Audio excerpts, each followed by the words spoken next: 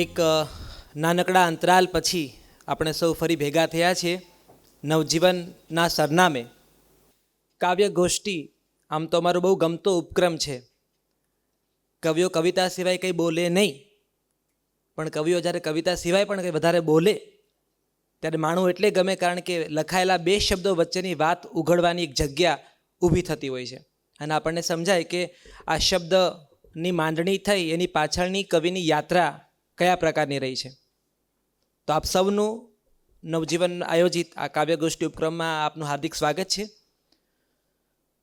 આજે જે કવયત્રી આપણી વચ્ચે પધાર્યા છે એ કવયત્રી કવિતા ઉપરાંત નિબંધ સાહિત્ય સાથે, એકાંકી સાથે, એટલે ગદ્ય સાથે પણ એમનું એક જોડાણ છે. ભોળાભાઈ પટેલ એવું કહેતા કે માસ્તર છે ને એ કિનારો છે અને વિદ્યાર્થી ધસમસતો પ્રવાહ છે. કિંમત બંને ચૂકવે છે. પ્રવાહને કિંમત એ ચૂકવવી પડે છે કે સ્થિર નહીં રહી શકે, જતા રહેવું પડશે. અને કિનારાની કિંમત એ છે કે એની પાસે કાપ છે કે કાંટા એ પ્રવાહને આપી જ દેવાનું છે. પણ આ એક એવો કિનારો છે જેને સુંદર કાળો કાંપ આપ્યો છે, જેમાં અનેક કમળ ખીલ્યા છે. ને હું તો કહીશ કે કમળ નહીં, જુઈના ફૂલો પણ ખીલ્યા છે. આપણી વચ્ચે ઉપસ્થિત છે આદરણીય ઉષા ઉપાધ્યાય. હું એમને વિનંતી કરીશ કે તેઓ મંચ પર પધારે. આપણી ભાષાના સક્ષમ કવયત્રી, નિબંધકાર ઉષાબેન વિશે વાત કરવાની હોય તો મને સૌથી પહેલાં ખાસ તો ગુજરાત વિદ્યાપીઠનો એક ગુજરાતી વિભાગ યાદ આવે, જ્યાં દરેક વિદ્યાર્થીઓ બહુ પ્રેમથી બેનનું નામ લે.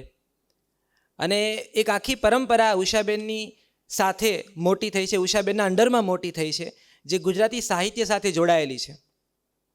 અરુંધતીનો તારો એમનો જાણીતો કાવ્ય સંગ્રહ. આપણે ત્યાં અરુંધતીના તારાને જોવાની સાથે કેટલીક વિભાવનાઓ જોડાયેલી છે. પેલા ગામમાં રાત્રિના લગ્ન થતા અને છેલ્લા પ્રહરે જ્યારે લગ્ન પૂરા થાય ત્યારે ગોર મહારાજ અરુંધતીનો તારો બતાવે. અને વરઘોડિયા છે, એક તો આંખોમાં ઊંઘ ભરી હોય અને ભૂખ તો મરી જ ગઈ હોય, બરાબર. અને એ 4 ફેરાનો ધુમાડો બરાબર આંખમાં અંજાયો હોય અને એવા સમયે ગોર મહારાજ અરુંધતીનો તારો બતાવે. સપ્તર્ષિના એ 7 તારામાં વશિષ્ઠના તારાની એકદમ બાજુમાં ઝીણી આંખે, નરી આંખે અરુંધતીનો તારો છે ને એ પોતાની હાજરી નોંધાવતો નથી, તમારે એની હાજરી નોંધવી પડે છે. અને એની મહાનતા છે કે વશિષ્ઠની બાજુમાં ઊભા રહી એ ચૂપ રહે છે. આ કવયત્રીની કવિતા ચૂપ રહીને બહુ બધું કહે છે. મને આમ તો કવિતા બોલતા નથી આવડતું, કુદરતે બધાને બધું ન જ આપે, મને કવિતા ના આપી, પણ ભાવક તરીકે એમની કવિતાની પાસે હું જાઉં ત્યારે મને થાય કે આ કેવી કવયત્રી જે આકાશને દરિયા તરીકે જુએ છે. આકાશ આકાશ છે જ નહીં અને પછી ખલાસીને શોધે છે. આ એક એવી કવયત્રી છે જે જળબિલ્લોરી જોઈ શકે છે. અને આપણે ત્યાં હુલ્લડો ઉપર, જે કોમી રમખાણો ઉપર ખૂબ લખાયું છે ભારતીય સાહિત્યમાં. હું માત્ર ગુજરાતી સાહિત્યની વાત નથી કરતો, ભારતીય સાહિત્યમાં હુલ્લડો પર ખૂબ લખાયું છે. પણ જ્યારે ગુજરાતી કવયત્રી હુલ્લડની વાત કરે ત્યારે કેવા સંદર્ભમાં કરે? આપણે એની પાસે એ અછાંદસ પણ આજે સાંભળવાનું છે. હું કહીશ બેનને કે એ અછાંદસ તો ખાસ અમારી વચ્ચે રજૂ કરજો. માતૃત્વ જે છે ને, સ્ત્રી જ્યારે લખે છે ને ત્યારે પેલી અંદરની માં એ ભૂલી નથી શકતી અને એને ભૂંસીને નથી લખી શકતી. દૂધ આપવું હોય તો પેલા હથેળીમાં અહીંયા હાથ ઉપર એક ટીપું મૂકશે કે બરાબર કેટલું ઠર્યું છે, બાળકના હોઠ દાંત છે. આ એવી કવયત્રી છે જેને દૂધ ટેસ્ટ કરીને, એનું તાપમાન જોઈને ભાવકો સુધી કવિતાઓ રજૂ કરી છે.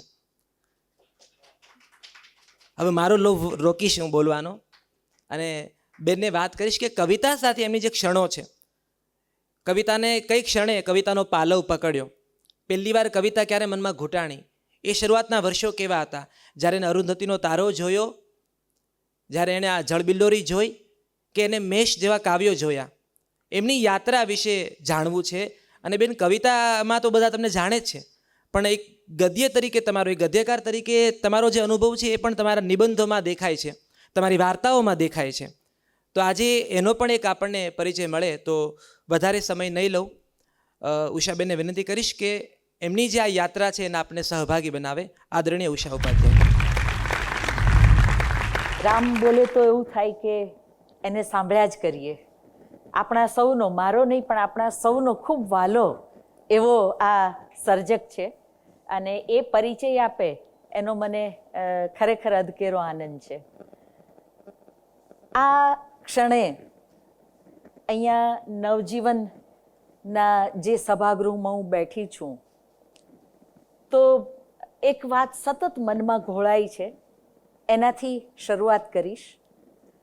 ગુજરાત વિદ્યાપીઠમાં 22 વર્ષ મેં પ્રોફેસર અને અધ્યક્ષ તરીકે સેવા આપી અને એમાંના થોડા વર્ષો એવા હતા કે જ્યારે જીતેન્દ્રભાઈ દેસાઈ, જેમના નામનું આ સભાગૃહ છે, એ જીતેન્દ્રભાઈ દેસાઈ એ અમારા વાઇસ ચાન્સેલર હતા અને એમની સાથે કામ કરવાનો અનુભવ ખૂબ મારે માટે સારો રહ્યો હતો. વિભાગમાં મારે જે નવું કરવું હોય એ એમના સહયોગને કારણે હું કરી શકી હતી. એટલે હું સૌથી પહેલું સ્મરણ તો જીતેન્દ્રભાઈનું કરીશ. અને એક બીજી વાત પણ મનમાં ક્યારની સવારથી જે ઘોળાયા કરે છે કે અગાઉ અનેકવાર નવજીવન પ્રેસ ઉપર આવી છું, અધ્યાપક તરીકે આવી છું, વાચક તરીકે આવી છું, શ્રોતા તરીકે આવી છું, પણ કવિ તરીકે આજે મારે અહીંયા આવવાનું હતું તો એક વાત સવારથી મનમાં ઘોળાતી હતી કે આ નવજીવન પ્રેસ એટલે એ જગ્યા કે જ્યાંથી ગાંધીજીએ આખા સૂતેલા દેશને, આટલા વિરાટ દેશને એમણે જગાડ્યો હતો. આ નવજીવન, એની જે તાકાત હતી એ ગાંધીજીએ આપણી સામે મૂકી હતી નવજીવન દ્વારા. અને એ નવજીવનના પ્રાંગણમાં મારે કવિ તરીકે વાત કરવાની છે.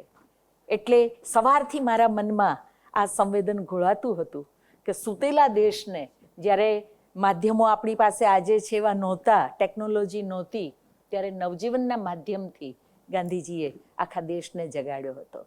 એટલે હું ગાંધીજી તો તમે જાણો જ છો, વિદ્યાપીઠ અને વિદ્યાપીઠમાં જતા પહેલાં પણ શ્રદ્ધા હતી માટે તો વિદ્યાપીઠમાં જોડાઈ, નહીતર તો વિદ્યાપીઠમાં ટકવું બધાને માટે કંઈ બહુ સરળ નથી એ રીતે, પણ મને શ્રદ્ધા હતી માટે ત્યાં હતી હું એ રીતે. અને શબ્દ સાથેની મારે જે ગોઠડી માંડવાની છે તો હું એવું કહીશ કે આ ધોમ ધખતા ઉનાળામાં તમે સૌ અહીંયા આવ્યા છો એ જ આનંદની વાત છે. સૌથી પહેલાં તો એટલી બધી ગરમી છે કે આવવાની ઈચ્છા હોય તો પણ નીકળવાનું મન ન થાય. એની વચ્ચે તમે સૌ અહીંયા આવ્યા છો એટલે એનો પણ હું આનંદ વ્યક્ત કરીશ. અને એમ કહીશ, મારી ગઝલનો એક શેર છે કે સમયની આ નદી તો સૌને મળી, સમયની આ નદી તો સૌને મળી, ફક્ત વીરડા ખુદના ગાળીને જુઓ, ફક્ત વીરડા ખુદના ગાળીને જુઓ. તો આ સમયની નદીમાં વીરડો ગાળવાનું જે કામ મારા જેવાએ કર્યું છે અને એ વીરડામાં જે કાંઈ નીર આવ્યા છે એ તમારી સામે આટલા વર્ષોમાં મૂક્યા છે અને હજુ પણ એ યાત્રા ચાલી રહી છે. રવિન્દ્રનાથ કહે છે એમ, માર્ગે જવું એનો જ આનંદ છે, મંઝિલ ઉપર પહોંચવાનો તો પછી કોઈ આનંદ નથી, પૂર્ણ વિરામ છે, પણ માર્ગે જવું એનો જ આનંદ છે, યાત્રાનો આનંદ છે. તો આ જે યાત્રા છે એનો આનંદ તમારી સાથે વહેંચું છું. આજે એક સવારથી બીજી વાત પણ મારે શું વાત કરવી સહજ રીતે મનમાં ચાલતું હોય તો મારી પહેલી કવિતા છે એ બે રીતે આવી હતી. હું જુનાગઢ કોલેજમાં પ્રોફેસર હતી અને એ ગાળામાં જે કવિતાઓ લખાઈ મને થયું કે આ પ્રકાશન યોગ્ય છે અને હું ભોળાભાઈ પટેલ પાસે એક કવિતા લઈને આવી હતી અને ભોળાભાઈએ વાંચીને તરત કહ્યું કે સરસ લખાઈ છે, તમે ધીરુ પરીખને આપો, એમને કહેજો કે મને ગમી છે એમ, અને ધીરુભાઈ છે કવિલોકમાં પ્રકાશિત કરશે. અને મારી પહેલી કવિતા એ કવિલોક ટ્રસ્ટમાં પ્રકાશિત થઈ એ ભોળાભાઈની નજર તળેથી પસાર થઈને. એટલે મને સવારથી ભોળાભાઈ યાદ આવતા હતા અને તમને જોતા જ મને ખરેખર આનંદ થયો કે વાહ, આ કેવું અનુસંધાન છે. બહુ ઋણ છે ભોળાભાઈ, રઘુવીરભાઈ, એ બધાનું બહુ ઋણ છે. અને આજે અનાયાસે અહીંયા પ્રવેશી અને જોયા તમને તો ખૂબ આનંદ થયો મને. શબ્દની યાત્રા જે છે, તમે બધા જુદી જુદી રીતે શબ્દની સાથે જોડાયેલા છો એટલે આ આખી યાત્રા જરા એવી છે કે એને વિશે શું વાત કરવી.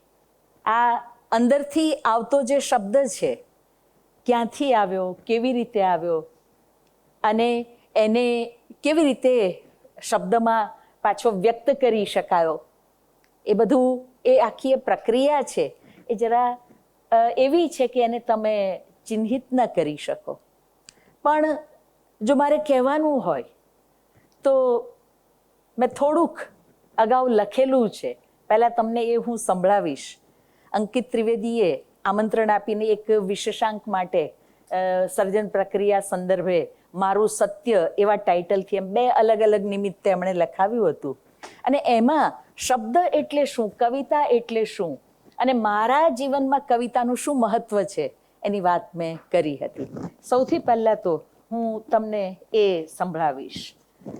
અને કવિતા મારે મન શું છે એ વાત એ એક પેરેગ્રાફમાં, અને રામે કહ્યું ને ગદ્ય, તો આ નિમિત્તે ગદ્ય પણ અહીંયા આગળ આવી જશે.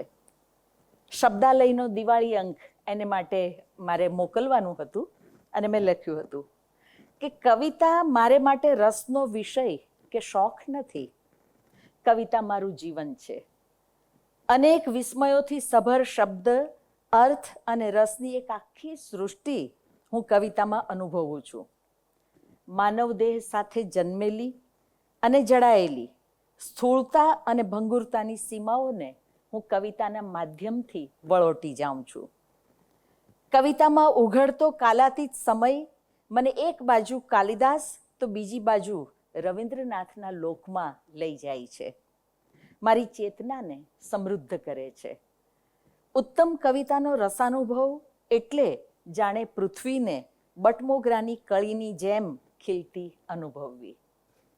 કવિતા એટલે ભૂરા મુક્ત આકાશમાં પાંખો ફેલાવીને વિહરવું. જીવનને ઘેરી વળતા જડ અંધકારને કવિતાની રસ જ્યોતિ અજવાળે છે. જે રીતે અંધારાથી ખીચોખીચ ભરેલા ઓરડામાં દીવાની જ્યોત પ્રગટતાં જ ચોમેર અજવાળું રેલાઈ જાય, એ રીતે કાવ્યનો રસાનુભવ અને કાવ્યાર્થનું સૌંદર્ય આ લૌકિક જગતના અને જીવનના તમામ દુઃખો, જૂઠ અને અવગણનાની વેદનાને ઓગાળીને મારી ચેતનાના તારે તારને અજવાળે છે, મને મુક્તિનો અનુભવ કરાવે છે. કવિતાએ મને જીવન અને જગતને સમજવાની ચાવી આપી છે. કવિતાએ મને જીવન અને જગતને સમજવાની ચાવી આપી છે. કવિતા મારા જીવનમાં ન હોત તો બીજું બધું હોત, પરંતુ સાચા રસાનુભવથી હું વંચિત જ રહી હોત. કવિતાની સૂક્ષ્મ અને ઉર્ધ્વતર સૌંદર્યાનુભૂતિ વિના મારું જીવન સુગંધ વગરના ફૂલ જેવું રહ્યું હોત. કવિતા મને જીવનની જડ સીમાઓથી ઉપર ઉઠવાની અને અખિલાઈને અનુભવવાની પાંખો આપે છે. ટૂંકમાં કહું તો કવિતા મને ગમે છે કારણ કે એ મને ચેતો વિસ્તારનો અનુભવ કરાવે છે અને ભૂલોકના અને માનવ જીવનના કરુણાસભર અસીમ સૌંદર્યનો અનુભવ એ મને કરાવે છે. તો આ કવિતા વિશેની મારી પ્રતીતિ છે. પણ કવિતાનો શબ્દ આવ્યો ક્યાંથી? તમારી અને સૌની જિજ્ઞાસા એ હોય છે કવિની પાસે, સર્જકની પાસે, કે એની પાસે આ શબ્દ આવ્યો ક્યાંથી, મારી પાસે ક્યાંથી આવ્યો? તો હું તમને કહીશ કે જેમ વિદ્યાપીઠમાં હું 22 વર્ષ હતી અધ્યાપક તરીકે, પણ મારું શૈશવ છે એ પ્રકૃતિની વચ્ચે ગયું છે સદનસીબે. અને દક્ષિણ ગુજરાતના ગાઢ જંગલો, ભરપૂર વરસાદ એને મન ભરીને માણવાની તક મળી છે. એટલું જ નહીં, સૌરાષ્ટ્રના ભાવનગર જેવા ભાષાની રીતે જ્યારે ગુજરાતી ભાષા સ્ટાન્ડર્ડ કઈ એ નક્કી કરવાનું હતું, ત્યારે ભાવનગરમાં બોલાતી ભાષા એ સ્ટાન્ડર્ડ એવું સ્વીકારાયું હતું. તો એ ભાવનગરમાં મારું મોસાળ અને ત્યાં આગળ જે અનુભવો મને મળ્યા એણે પણ મારી ચેતનાને સમૃદ્ધ કરી. કેવા કેવા અનુભવો હતા! એટલે હું આજે જ્યારે આમ પાછે પગલે જઈને યાદ કરું છું જીવનને વિશે, એ અનુભવો કે જેણે મને સમૃદ્ધ કરી, મને શબ્દ આપ્યો, તો કેવા કેવા અનુભવો યાદ આવે છે. મારા નાનીના મા એટલે મારી મમ્મીના નાની, એને મેં ખાટ ઉપર બેસીને ઝૂલતા જોયા છે, પાર્વતીબા. અને એ સ્વાભાવિક રીતે ભક્ત હતા. પણ જે બહુ જ મજાની વાત કે એ ડેલી બંધ, મારા મમ્મીના મામાઓનું જે ઘર હતું, 6 મામાઓ, અને ડેલી બંધ, હાર 3 આ બાજુ 3 આ બાજુ ને વચ્ચે આખો ખુલ્લો પટ હોય. અને ત્યાં આગળ મેં જોયું છે કે કેટલા લોકો, એમાં ફેરિયાઓ પણ આવતા હોય, ત્યાં આગળ ભજનીક પણ આવતા હોય, આવી અને બેસે અને જે મંજીરાથી વગાડતા જાય અને જે ગીત ગવાતા હોય, તો એ પણ મારા કાને ઝીલ્યું છે.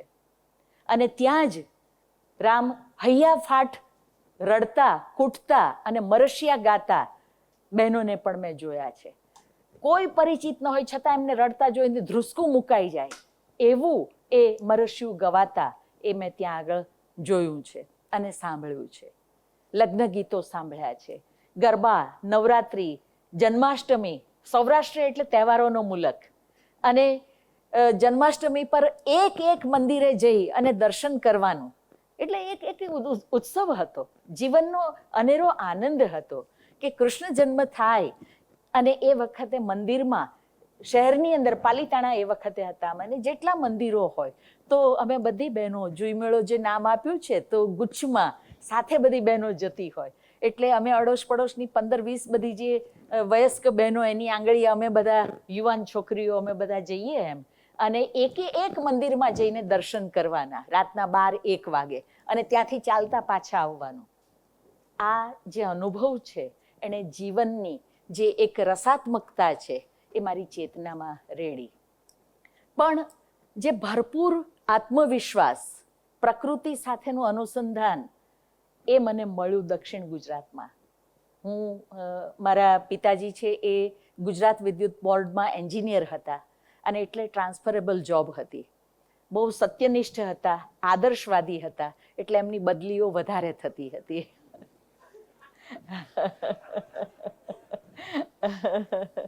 અને અમે હંમેશા, ઘણીવાર તો એવું થાય કે માત્ર 6 મહિનામાં, હજુ તો સામાન ખોલીને ગોઠવી ન રહ્યા હોય ત્યાં 6 મહિનામાં એમની બદલી થઈ હોય, પણ હંમેશા અમે સામાન પેક કરવા માટે તૈયાર રહેતા. અમને ક્યારેય એવું નથી લાગ્યું, બલકે એવું થતું કે હા, એક નવી જગ્યા ઉપર જઈશું.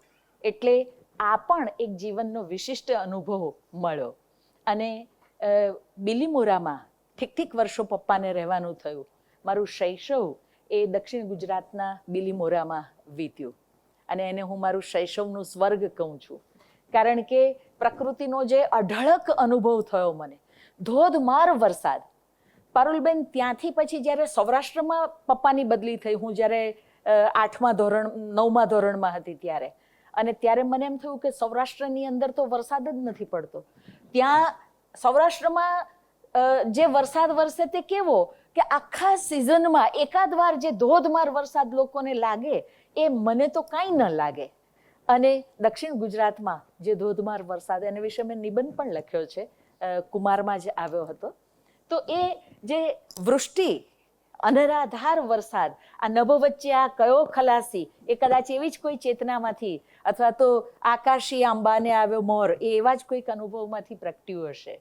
પણ દક્ષિણ ગુજરાતની ગુજરાત વિદ્યુત બોર્ડની એ જે કોલોની હતી, અને એક કોલોની સ્વાભાવિક રીતે શહેરથી દૂર જ હોય, ગુજરાત વિદ્યુત બોર્ડની કોલોની, એટલે પ્રકૃતિની વચ્ચે રહેવાનું. 6ઠ્ઠા ધોરણમાં હતી ત્યારે લગભગ 5 માઇલ ચાલી અને સ્કૂલે જવાનું, અને 5 માઇલ ચાલીને પાછા આવવાનું. કોલોનીની છોકરીઓ, છોકરાઓ બધાની સાથે ગ્રુપમાં જવાનું અને ગ્રુપમાં આવવાનું. પણ મમ્મીને, કોકિલાબેન, એમને વાંચવાનો શોખ પહેલેથી હતો. મારા જન્મ પછી એ SSCની પરીક્ષા આપીને મેટ્રિક પાસ થયા હતા, અને પુષ્કળ વાંચતા. એમના હાથમાં મેં હંમેશા પુસ્તક જોયું, ને એટલે જ મારા સુધી પુસ્તક આવ્યું. તો બાલ સંદેશ અને ઝગમગ, આ બંને માટે અદ્ભુત પ્રીતિ હતી. અદ્ભુત એટલે તમે કોઈ કદાચ કલ્પના જ ન કરી શકો એટલી પ્રીતિ હતી એ બંને બાળ સામયિકો, અખબારોને માટે. એટલે હું બિલીમોરામાં શુક્રવારે આ છાપું પ્રકાશિત થાય, અને આખા બિલીમોરામાં માત્ર રેલવે સ્ટેશન ઉપર એક બુક સ્ટોલ હતો, અને એ બુક સ્ટોલ છે ટ્રેનના ટાઈમે જ ખુલે, કારણ કે આજની જેવી ભીડ એ વખતે નહોતી. એટલે ટ્રેન આવવાનો સમય થાય ત્યારે બુક સ્ટોલ ખુલે અને ટ્રેન જતી રહે એટલે પાછો બુક સ્ટોલ બંધ થઈ જાય. તો હું સ્કૂલેથી છૂટું, અમારે રેલવે ટ્રેક ક્રોસ કરી અને પાછું આગળ જવાનો એવો રસ્તો હતો. મારી સાથે કોઈ રોકાવા તૈયાર ન થાય, બધાને ઘરે જવાની ઉતાવળ હોય અને મને તો એ ખરીદ્યા વગર ઘરે ન જવું હોય. એટલે હું રેલવે સ્ટેશન પર એકલી, 6ઠ્ઠા ધોરણમાં ભણતી છોકરી એકલી રેલવે સ્ટેશન ઉપર રોકાતી. મારી પાસે કંઈ ટિકિટ તો હોય નહીં અને મારે સ્ટોલ ખુલે એની રાહ જોવાની હોય. તો કુતૂહલવશ વેઇટિંગ રૂમમાં પણ જાઉં. વેઇટિંગ રૂમમાં આજે પણ એક ખુરશી પડી છે, ટ્રેન પસાર થાય ત્યારે હું જોઈ લઉં કે હા છે એ ખુરશી. જે તમને ખ્યાલ હોય જૂના સમયમાં હાથો આમ આગળ કરીએ એટલે ઉપર પગ લંબાવીને બેસાય. તો હું એ ખોલી અને બેસું. કોઈ મને ટોકશે તો નહીં એની થોડી બીક વચ્ચે પણ ત્યાં બેસું, પાણી બાણી પીવું, જરા પ્લેટફોર્મ પર ક્યાંક બીજે જઈને બેસું અને સ્ટોલ ખુલે એટલે ઝગમગ અને બાલ સંદેશ ખરીદી અને પછી ઘરે જવા નીકળું. શિયાળો હોય ત્યારે સાંજના 6:30 થતાં તો અંધારું થઈ ગયું હોય અને એ જમાનામાં તો ગુજરાત વિદ્યુત બોર્ડની જે કોલોની હતી આંતલિયા ગામમાં, ત્યાં સુધી લાઇટનો કોઈ સવાલ જ નહોતો રસ્તા ઉપર. એટલે અંધારું થઈ ગયું હોય, રસ્તા પર કોઈ જ ન હોય અને 6ઠ્ઠા ધોરણમાં ભણતી આ છોકરી એ બગલમાં છાપા દબાવ્યા હોય, પાછળ દફતર હોય અને થોડી ચાલું, થોડી દોડું, થોડી ચાલું, થોડી દોડું, એમ કરતાં કરતાં એકલી એ રસ્તો કાપતી હોઉં. અને એમાં વચ્ચે એક આકર્ષણનું પણ ભય લાગે એવું એક સ્થળ આવતું અને ભય લાગે તો પણ ત્યાં રોકાયા વગર મારાથી રહેવાતું નહીં. અને તે સ્થળ તો ત્યાં એક પેપર મિલ હતી એ રોડ ઉપર થોડેક દૂર અને પેપર મિલનું જે વેસ્ટ પાણી હોય એ નદી સુધી જાય એ રીતે નિકાલ હતો. અને જે મારો ચાલવાનો ઘરે જવાનો રસ્તો, ત્યાં આગળ એક ગરનાળું હતું. એક બાજુથી પાણી ગરનાળામાં આવી અને પછી નાનકડા ધોધ જેવું નીચે પડે, અવાજ પણ થાય એનો અને પેલું પાણી જે હોય કેમિકલ વાળું એટલે એના ફીણ, પુષ્કળ ફીણ થાય અને એ હંમેશા મને જોવાનું એક આકર્ષણ થાય. જેમ આજે હું પ્લેનમાં અમેરિકાથી આવું અને ફોટા લઉં એવું આકર્ષણ ત્યારે પણ હતું એ રીતે. એટલે રાત પડી ગઈ હોય, હું એકલી જ ચાલીને જતી હોઉં તો પણ એ અને અંધારું હોય ચારે બાજુ, પેલો અવાજ મને ખેંચે, બીજી બાજુ અંધારાને લીધે બીક પણ લાગે, એક જે કહીએ આપણે રહસ્યમય સૃષ્ટિ એવો અનુભવ પણ થાય. અને તો પણ હું ત્યાં આગળ 2 ઘડી તો રોકાઉં જ, વાંકી વળીને જોઉં, આહા કેવા ફીણ જાય છે, કેવો પાણી જાય છે, કેવો અવાજ આવે છે, એ અનુભવીને વળી પાછી દોડતી દોડતી ઘરે પહોંચું. ક્યારેય મને એવું નહોતું થતું કે અરે બધા મારી સાથેના જતા રહે છે તો હું પણ જતી રહું અને મારે આ અખબારો લેવા નથી, એવું મને ક્યારેય નહોતું થતું. તો આ એક જે શબ્દ માટેનું આકર્ષણ કદાચ ત્યારથી જ છે, બહુ નાની હતી ત્યારથી. અને જીવનના અનુભવ, ખાલી આ આકર્ષણની વાત નથી, પણ આ રીતે એકલા જવાનું, 6ઠ્ઠા ધોરણમાં ભણતા હોય ને 5 માઇલ જંગલ જેવા રસ્તે એકલા જવાનું અને આવવાનું, એણે મને સાહસ આપ્યું છે, એણે મને આત્મવિશ્વાસ આપ્યો છે. મને ક્યારેય તે ક્યાંય જવામાં એવું નથી લાગતું કે કોઈ આવે તો હું જઈ શકું. એનું કારણ એ આ પ્રકૃતિનો અનુભવ છે. પણ સૌથી વધારે જો મને આજે યાદ કરું છું શબ્દ જે મળ્યા, તો મારી નાની હીરાબા એ ચુસ્ત સ્વામિનારાયણ સંપ્રદાયના અને જે અનેક પદ, ભજન, થાળ, ધોળ, આરતી, મારા મમ્મી પણ એવા જ આસ્થાવાન છે. રામ છે એને તો બધું જ કંઠસ્થ છે. એટલે આ બધું મારા નાની છે એ હંમેશા સવાર પડે અને અમારે કાને એમના આ થાળ, ધોળ, ભજન, આરતી એ સતત ચાલે. સાંજ પડે એટલે એક આરતી ન હોય, આરતી નિયમિત ઘરમાં થાય પણ એક જ આરતી ન ગવાય, એ અડધી કલાક સુધી એ ગાન ચાલતું હોય, બધા સાથે બેઠા હોય. તો મને જે ગીતનો લય મળ્યો, એ લય મને મારા નાની પાસેથી મળ્યો છે. એ જે મારા કાનમાં ઘૂંટાતો ગયો લય, એણે મને ગીતનો લય આપ્યો છે. અને એ લય કેવો તો ઘૂંટાયો હતો, મને કહેતા આનંદ પણ થાય છે અત્યારે યાદ આવે છે તો, કે મારો કાવ્ય સંગ્રહ શ્યામ પંખી આવો, જેમાં ગીત અને ગઝલ આ છાંદસ એમાં નથી લીધા, એ પ્રકાશિત થયો અને મેં લાભશંકર ઠાકરને પોસ્ટ દ્વારા મોકલ્યો એ. અને થોડો સમય વીત્યો, હું એક મીટિંગ માટે દિલ્હી ગઈ હતી અને ફોન આવ્યો, લાભશંકર બોલું છું. અને તો આપણે તો ખુશ થઈ જઈએ, લાભશંકરભાઈ બોલે એટલે શી વાત એમ. એટલે મેં કહ્યું જ નહીં કે હું દિલ્હીમાં છું, હું ટેક્સીમાં હતી, એક સ્થળેથી બીજે સ્થળે જઈ રહી હતી.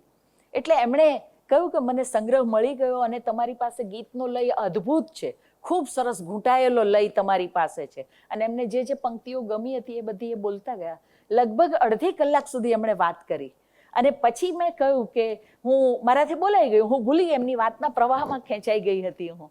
એટલે હું બોલી ગઈ કે હું અમદાવાદ આવું ને પછી મારે તમને મળવા આવવું છે. તો કહો તમે ક્યાં છો અત્યારે? મેં કીધું હું દિલ્હી છું. તો કહ્યું સોરી મેં આટલો સમય લીધો. મેં કીધું ના, તમે સમય લીધો એ તો સારું થયું. તો આ જે ગીતનો લય કે જે લાભશંકર ઠાકર જેવા આપણે તમે જાણો છો એને તો જે લાગ્યું એ કહેવા ના જ એમ, તો એને જો ગીતનો લય મારો ગમ્યો હોય તો એ લય મને મળ્યો છે એ મારા નાનીમા પાસેથી. આપણા પરંપરિત જે ગેય ઢાળો છે એમાંથી મને એ લય મળ્યો છે. એક દી પેલા ઝાડને જોઈ એમ થતું કે લાવને હું એ ઘેન ઘેઘુરી ઝાડવું બની જાઉં. મનમાં મારા એમ કે એમાં શું, મનમાં મારા એમ કે એમાં શું. તો આ આખો જે લય છે એ લય મને પરંપરા પાસેથી મળ્યો છે. મેં ક્યાંય ગીતના સ્વરૂપ વિશે હું શીખીને કે માત્રાઓ ગણીને નહીં. નિરંજન ભગત યાદ આવે, કવિતા કાનથી વાંચો, અને એ રીતે કાનમાં જે લય રેડાયો છે એના વડે હું કવિતાનો ગીતનો આ લય છે એને બરાબર આત્મસાત કરીને વ્યક્ત કરી શકી. તો આ એક આખી શબ્દ સાથેના કેવી રીતે અનુસંધાન થતું ગયું. પણ હું તમને એ પણ કહીશ, જ્યારે કોલેજમાં હોઈએ ત્યારે તમે બધાએ ક્યારેક નહીં ને ક્યારેક તો એવી એક તીવ્રતા અનુભવી જ હશે, સમાજ કો બદલ ડાલો. ચારે બાજુ પ્રશ્નો જ દેખાતા હોય અને આમ કરી નાખીએ ને તેમ કરી નાખીએ ને. તો મેં પણ હું જ્યારે કોલેજના ફર્સ્ટ યરમાં હતી ત્યારે દાસ કેપિટલ માર્ક્સનું, કાર્લ માર્ક્સ, એ મેં વાંચ્યું હતું, દળદાર થોથો. અને હું નસીબદાર હતી કે મને ભાવનગરની જયેન્દ્રભાઈ ત્રિવેદીની કોલેજમાં ભણવાની તક મળી હતી. અને ખરેખર સરસ, એટલે અનેક સાહિત્યકારોને જયેન્દ્રભાઈની કોલેજને કારણે હું એ સમયે જોઈ શકી, સાંભળી શકી, મળી શકી. તો એફવાયમાં જ્યારે દાસ કેપિટલ હું લાઇબ્રેરીમાં ઇસ્યુ કરાવવા ગઈ તો અમારા જે ગ્રંથપાલ બેન હતા, સ્વરૂપબેન વિરાણી, એણે કહ્યું કે કોને માટે લઈ જાઓ છો? એમને એમ જ થયું કે આ કંઈ એફવાયની છોકરી થોડી વાંચે. મેં કીધું મારે માટે એમ. અને ત્યારે એમણે કહ્યું કે બહુ સરસ, સારું તો પીએચડી કરજો. એમણે એ વખતે આગાહી કરી દીધી હતી. પણ મારે કહેવું એ હતું કે મેં જીએલએફમાં પણ કહ્યું હતું કે મેં દાસ કેપિટલ પણ વાંચ્યું, ગાંધીજીની આત્મકથા તો બહુ નાનપણમાં વાંચી જ હતી. પણ એ જે કાર્લ માર્ક્સને વાંચ્યા પછી જે મનમાં એક વાત હતી, સતત આજે પણ છે, એવું નથી કે એ ઠરી ગયું છે. પણ હું અહીંયા જાહેરમાં એ કહીશ, આમ તો ઘણું બધું એની સાથે જોડાયેલું છે, પણ 2-3 મુદ્દાને મારે પિન પોઈન્ટ કરવા છે. તે એ કે જેમ પ્રકૃતિએ મને આત્મવિશ્વાસ આપ્યો છે એ રીતે મારા પિતા તરફથી મને રાષ્ટ્રભક્તિ મળી છે. એ 42ની લડતના લડવૈયા હતા, આઝાદીની લડતના, અને પાક્કા રાષ્ટ્રવાદી હતા, બિલકુલ નોન કરપ્ટ માણસ, જીબીમાં હોવા છતાં એ રીતે. અને છતાં કહું છું હું એમ. તો અને મારા દાદા છે એ સ્કૂલમાં હેડમાસ્ટર હતા, હાઈસ્કૂલમાં, અને એમણે પોતાના આપબળે ખેડામાં 100 વીઘા જમીન એમણે ધીરે ધીરે ધીરે કરતા 100 વીઘા જમીનના એ માલિક બન્યા હતા. એટલે મારા પપ્પા અને બીજા 2 ભાઈઓ એમના તો આટલી જે જમીન હતી તો જમીનદાર, 100 વીઘા એટલે તો જમીનદાર એમ. પણ આઝાદી આવી, દાદા છે એ કામ કરી શકે એવું શરીર એમનું નહોતું, એટલે બધા દીકરાઓ જે નોકરી કરતા હતા એની સાથે. અને જ્યારે આઝાદી આવી એ પછી ગણોદ્ધારો આવ્યો તો ગણોદ્ધારામાં 75 વીઘા જમીન છે એ ખેડે તેની જમીન એ રીતે ગઈ.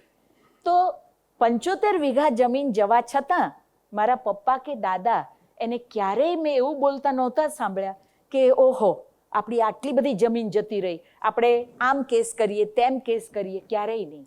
એને બદલે મેં એમને એમ જ બોલતા સાંભળ્યા છે હંમેશા મારા પપ્પાને, આપણી સરકાર છે ને એ કે સાચું જ હોય. આ જે રાષ્ટ્રભાવના હતી એ ભાવના એ મારામાં પણ ઉતરી છે. અને એટલે ઘણું બધું જે કરી શકાય છે એની પાછળ આ સંસ્કારો પડેલા છે. પણ મારે જે કહેવું હતું તે એ કે દુનિયાને બદલી નાખવાનો એક એ સમયે જે જોશ હોય અને એ પછી ધીરે ધીરે ધીરે ધીરે જે સમાજના અનુભવો, શિક્ષણ જગતની સાથે જોડાવાનું થયું, પીએચડી થઈ. મારી જ્ઞાતિમાં પીએચડી થનાર હું પહેલી મહિલા છું. એટલે અને 1985માં હું ફૂલ ટાઈમ પ્રોફેસર થઈ. આમ તો પ્રોફેસર થાય પછી કશું કરવાનું ન હોય એવું મનાય. જો કે પ્રીતિબેન એવું નથી માનતા, એટલે તો અહીંયા આવીને બેઠા છે આમ. પણ આ પ્રોફેસર થયા પછી પણ મારી વાંચન યાત્રા તો ચાલુ હતી. અને પ્રોફેસર થતા પહેલાં પણ જે વિશિષ્ટ અનુભવો મને થયા, જેણે મને શબ્દ સાથે વધારે જોડી, એમાંના 3 અનુભવ મારે અહીંયા કહેવા છે. એક અનુભવ એ રઘુવીરભાઈ અને હરિવલ્લભ ભાયણી સાહેબનો. હું 79માં પીએચડી માટે મેં રજિસ્ટ્રેશન લીધું. વાંચવાનું તો પુષ્કળ ચાલુ જ હતું. અને અમદાવાદ યુજીસીની ફેલોશિપ મળી હતી જીઆરએફ હિના. તો જીઆરએફ થઈ અને પછી હું રિસર્ચ વર્ક માટે અમદાવાદ 3 દિવસ આવીને 2 દિવસ વડોદરા. તો અમદાવાદ આવ્યા પછી અગાઉથી પત્ર લખી અને ભાયણી સાહેબની એપોઇન્ટમેન્ટ લીધેલી, એટલે એમની પાસે ગઈ. મુગ્ધતા એવી હતી, ખભે થેલો હોય અને બસ સ્ટેન્ડે ગઈ તો જોયું કે લાલ ગુલાબના ફૂલો વેચાતા હતા. એટલે એ વખતે 1 રૂપિયાના આટલા બધા ગુલાબ આવતા હતા. એટલે મેં 1 રૂપિયાના ગુલાબ લીધા, થેલામાં નાખ્યા. અને પછી હરિવલ્લભ ભાયણી સાહેબ અહીંયા જે ગુલબાઈ ટેકરા પાસે રહેતા, હા હાઈલેન્ડ પાર્ક, ત્યાં હું ગઈ. 3-4 જણા બેઠા હતા, હું તો કોઈને ઓળખું નહીં. અને ભાયણી સાહેબે એકદમ હસીને આવકારી એ રીતે. પછી મને એક જણને દેખાડીને કે ઓળખો છો ઉષાબેન કોણ? મેં કીધું ના. તો કે રઘુવીર ચૌધરી. ઓહો, વાંચેલું બધું એમનું. અમૃતા તો ખૂબ પ્રભાવિત. એટલે એકદમ નમસ્કાર કર્યા, પછી થેલામાંથી આમ ગુલાબ કાઢીને આપ્યો. એ મુગ્ધતા હતી, પણ એનો પણ આનંદ હતો. ભાયણી સાહેબને તો આપ્યું જ હતું, પણ જેવું ઓળખાણ થઈ કે રઘુવીરભાઈ, એટલે એમને પણ આપ્યું. અને એ પછીથી જે રઘુવીરભાઈની સાથેના પરિચયનો આખો જે દોર ચાલ્યો, પુષ્કળ આદર એમને માટે. આજે પણ એ મળે તો માથું નમ્યા વગર રહે નહીં, એટલો બધો આદર એમને માટે. અને એવો બીજો પરિચય તરત જ થયો ભાયણી સાહેબ થ્રુ જ, અને તે ભોળાભાઈ પટેલનો. ભોળાભાઈ જેટલા રસજ્ઞ વિવેચક મેં જોયા નથી. વિવેચક ખરા, પણ રસજ્ઞ વિવેચક. અને એમની સાથે રઘુવીરભાઈ ને ભોળાભાઈની સાથે ગિરનાર ચડવાનો લાભ મને મળ્યો છે. એટલે એ પણ એક. વિવેકભાઈ નમસ્કાર. તો આ રઘુવીરભાઈ અને ભોળાભાઈ અને ભાયણી સાહેબને હું ખૂબ માનું, આજે પણ યાદ કરું એમને. એટલું સુંદર રીતે એમણે પ્રપા હોય, ગાથા માધુરી હોય, બીજું તો અનેક કામ કર્યું છે, પણ આ 2 અનુવાદો એમણે જે આપ્યા છે, કમળના તંતુ, આ વાંચીએ અને નિહાલ થઈએ, મનમાં ઉઘડતી આવે એક દુનિયા આખી. અને ત્રીજો જે અનુભવ જે મારે કહેવો છે એ ભગત સાહેબનો. ભગત સાહેબને આમ, હું ભાવનગર યુનિવર્સિટીમાં પ્રોફેસર થઈ, અને પછી જ્યારે પણ મારે કોઈ કામ નિમિત્તે અમદાવાદ આવવાનું હોય તો હું મંગળવાર પસંદ કરતી.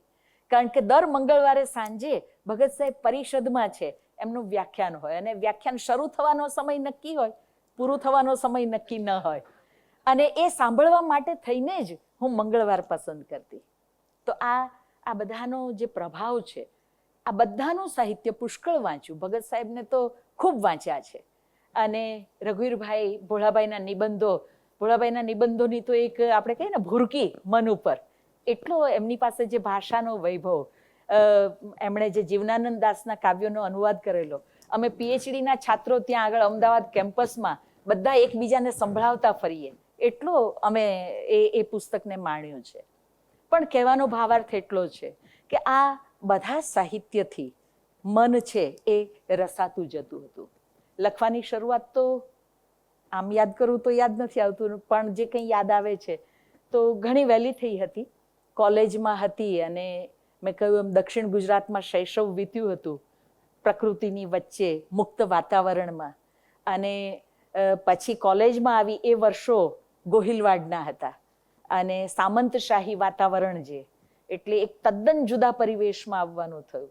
અને મનમાં જે પહેલી પંક્તિ અત્યારે યાદ આવે છે કે મેં ગેય લખી હતી, એ મેઘાણીના પ્રભાવથી લખી હતી કે બચપણના સ્વર્ગમાં રહેતી, નિર્દોષ આનંદ કરતી, હું નાની શી બાળકી, હારે મને મોટ પણ નહોતું દેવું, હું નાની શી બાળકી.